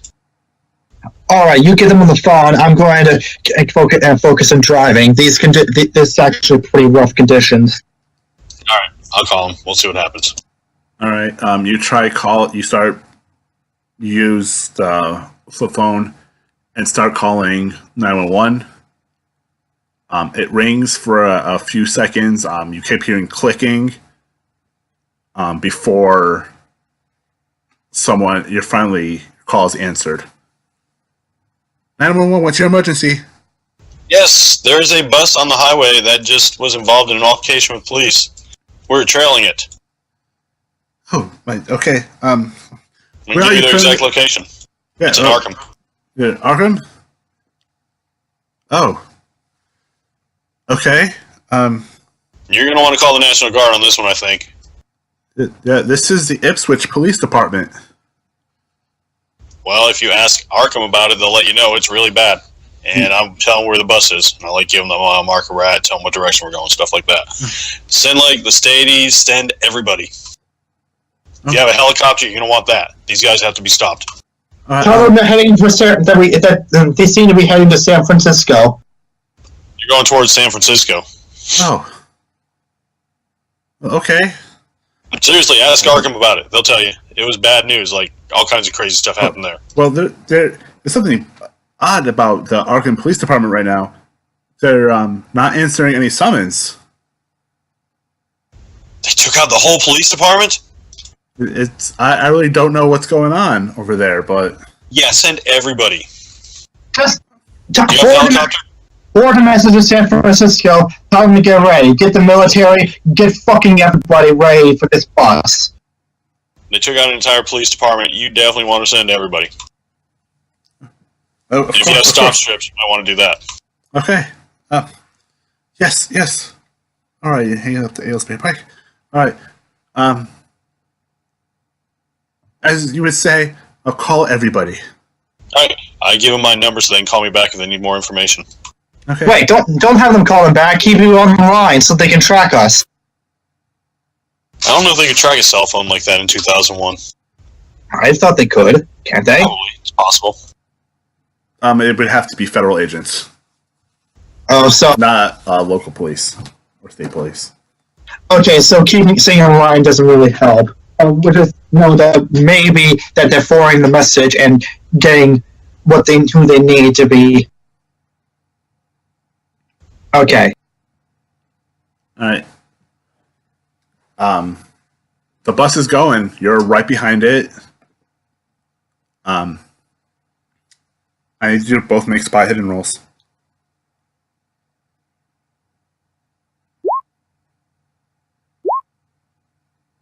All right, Peter. Although you're driving and you're like staying pretty focused, but you see on the roof of the bus an 8-legged creature rising from the metal roof of the bus and slowly making its way towards the back, hunching down and then leaping in the air to land right on the hood of your car. It is another one of those spiders. Hit the brakes! Yeah, you can make a drive auto roll.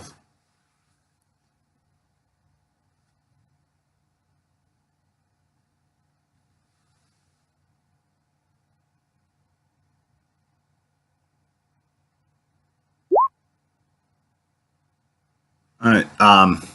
As the spider hits your car, you lose control, and the car spins out as the bus keeps on driving. The two of you now alone with the spider. Let's get moving.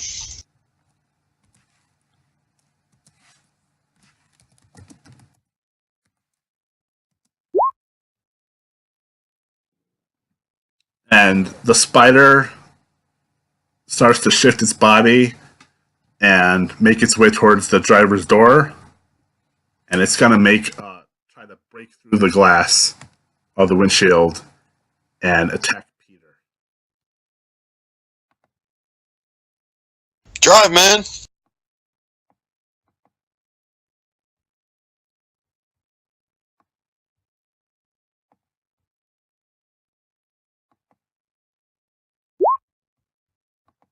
Oh, sorry, I wasn't pressing my button. Are there any like trees nearby that we can, or like buildings they can drive past? No, you're not seeing anything. Fucking hell. But Well, we're stopped right now, right? yeah, the spider it managed to get one of his legs through the glass and starts to pull the window apart and break into the car, shattering, making glass shards fall on Peter. Pete's gonna grab the leg with his offhand and gonna try to keep on driving while trying to fucking like I don't know snap the leg itself with his hand. Okay. You can make a dex check.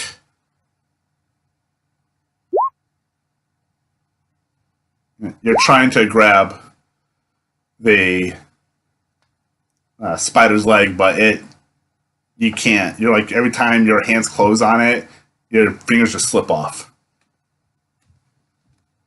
Get the bat! Get the bat! All right, I'll reach for the bat wherever we got it. Probably in the back seat. Okay. Make a luck roll. Yeah, you're able to grab the bat and turn back around in your seat and swing at the spider, all in one motion. Nice. But that's what I expected. I'll hand him the bat. You end up hitting the wheel of the car. Here, take it. I guess Peter's going to take the bat and gonna try to. You have any rolled flares? No.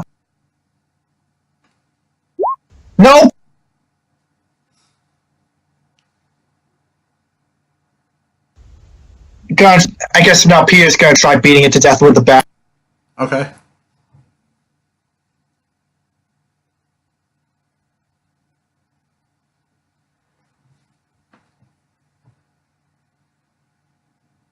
All right, you can try swinging at it. A baseball bat has 1d6, right? I believe so, yeah.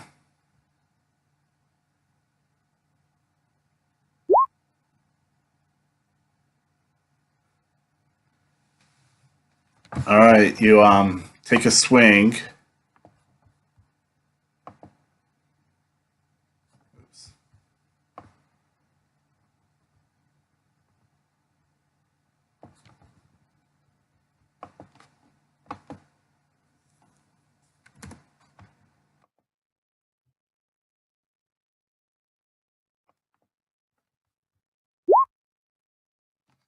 You swing and the spider tries to move out of the way, but the bat just connects with it. And the spider reels away, forcing it back out onto the hood for at least another moment.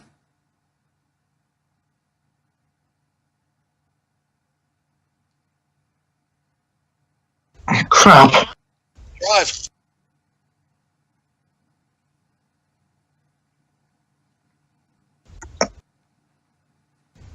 Get your bat, and he's actually. I guess they're parked right now, right? Yeah, for the most part, they skidded out. Yeah. So Peter is going to open the door, and to get out to swing at it again. Okay. Damn it. And you swing, but it's you're unable to hit the spider, which is, now that you're out of the car, it's just turning right on you.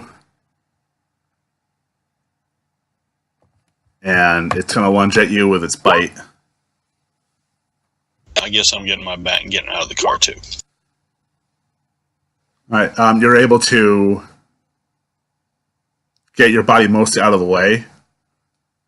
And you're only taking half of the damage, so 1 point of damage.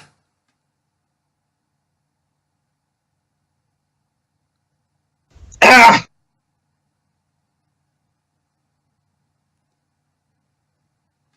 All right, and Roland, you're going to get out of the car? Mm-hmm. Okay. Are you attacking the spider from behind? Yes. Okay.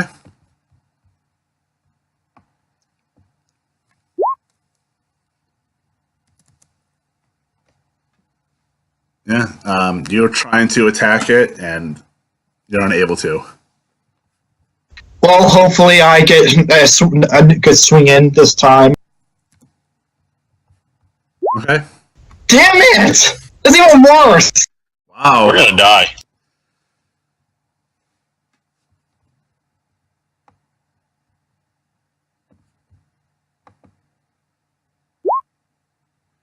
Yeah, but the spider is also lost its focus, and it's trying to bite Peter, but it's not doing it successfully.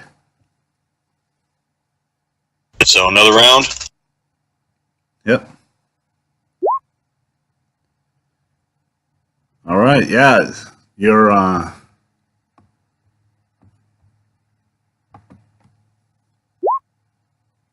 you hit it. It's more of a glancing blow off its torso, off its abdomen. But you've got its attention now, and the spider turns to face you. And then I hit him with a back. Ah, fuck. And Peter, you swing it, but it does. Your swing goes wild. It goes over the body.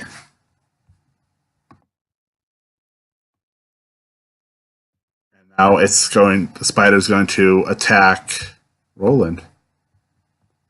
It's going to try to bite him, but failed doing so. It's just too far away. It can't quite reach with its maw.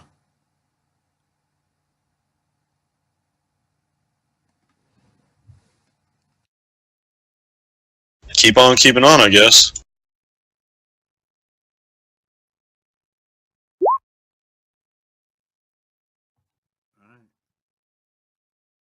You swing at it with your bat,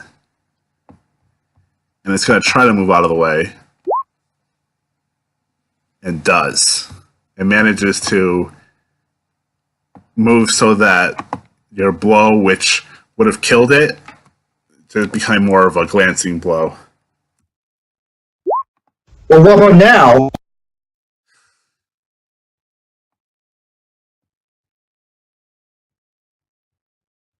You swing down, like you take the bat up above your head and swing down, and the spider, since it's not paying any attention to you, you just smash it with your bat. There's not even enough left to twitch. Damn it! It's just gone. Alright, we can probably catch that bus, maybe. How do these guys get past the police? I mean, we killed 2 of their spiders. They must have worse stuff. Look, whatever the fuck it is, that bus is now gone. We can only hope that the military caught up to it. Should we try to keep up with that bus? I don't know, maybe, I guess, possibly. What are we going to do if we catch it? We can't stop them. I mean, it looks like we seem to be able to. No, I mean, we're not going to be able to stop the bus. How are we going to stop it? I guess we stop the people inside, we catch up to the bus, and once they, Well, let's stop talking. Let's talk on the way there, then. Let's go. Yeah. Gets back into the car, puts the bat back, just gets the car back going and back on the road. Okay. Turn on the radio and see if we can hear any stations talking about this. Or some cool music. So are you going to follow the bus, or are you just turning back to town? We're following the bus, I think. Okay. Make a drive auto check.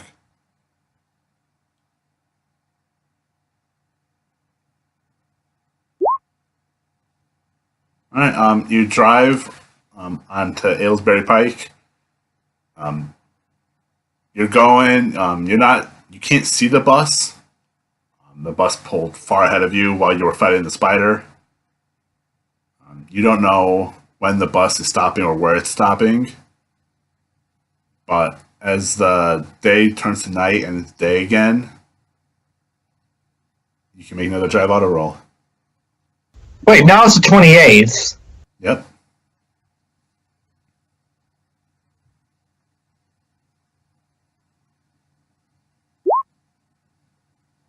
Yeah, you're able to drive.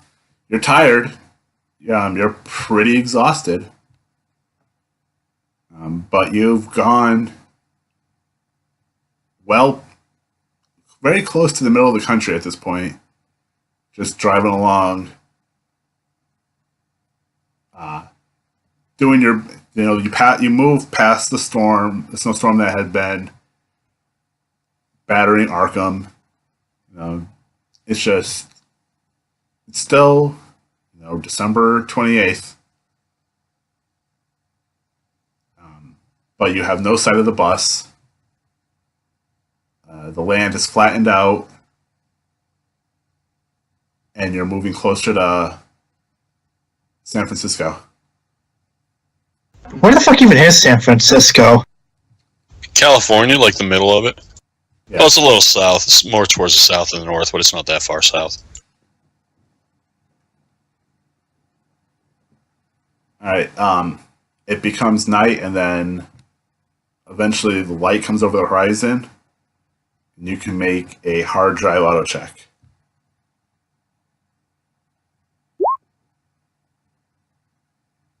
As you're starting to drive, you find yourself falling to sleep behind the wheel.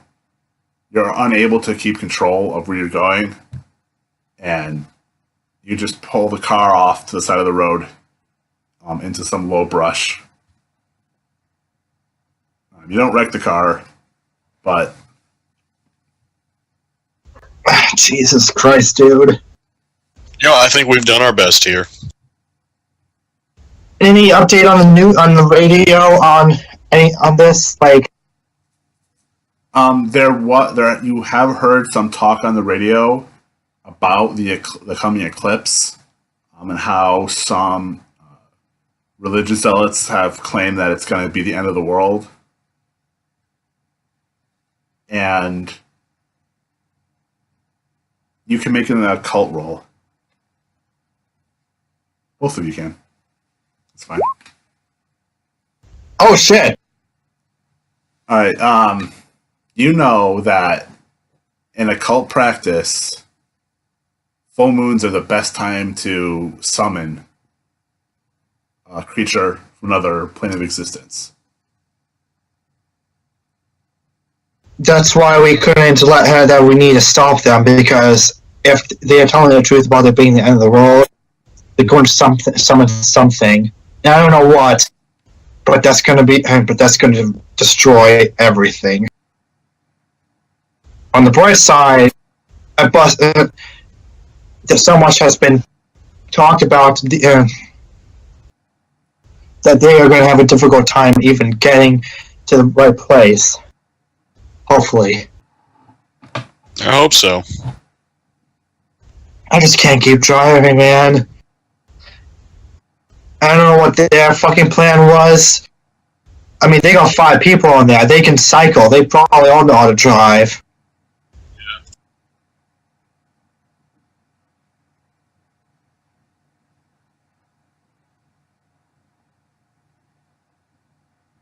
It is now morning on the third day of travel, on the 30th. And as you watch, you can see the eclipse beginning on the west. You're not far now. You're pretty close to the Rocky Mountains. But there is no way you could even imagine reaching California by the time the eclipse is over the state. And as you watch, tired, beaten, bloody, and having been awake for the past few days, almost constantly, the sun and the moon begin shifting so that the eclipse occurs, fully casting a shadow over the planet. And as you watch, you see the air begin to change and shift, as though something is rippling through the air like water.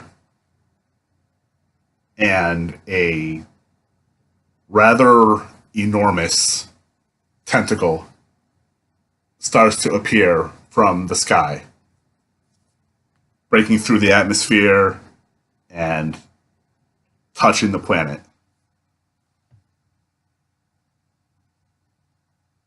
At this moment, you realize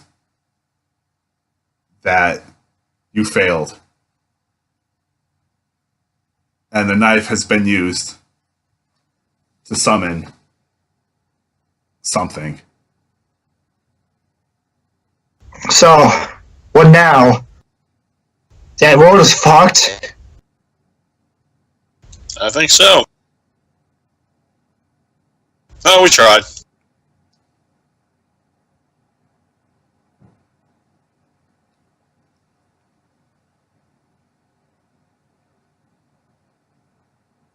The world is cast into almost perpetual darkness as creatures from nightmares, worse than those spiders that you encountered, begin to emerge from the darkness and slaughter people by the thousands.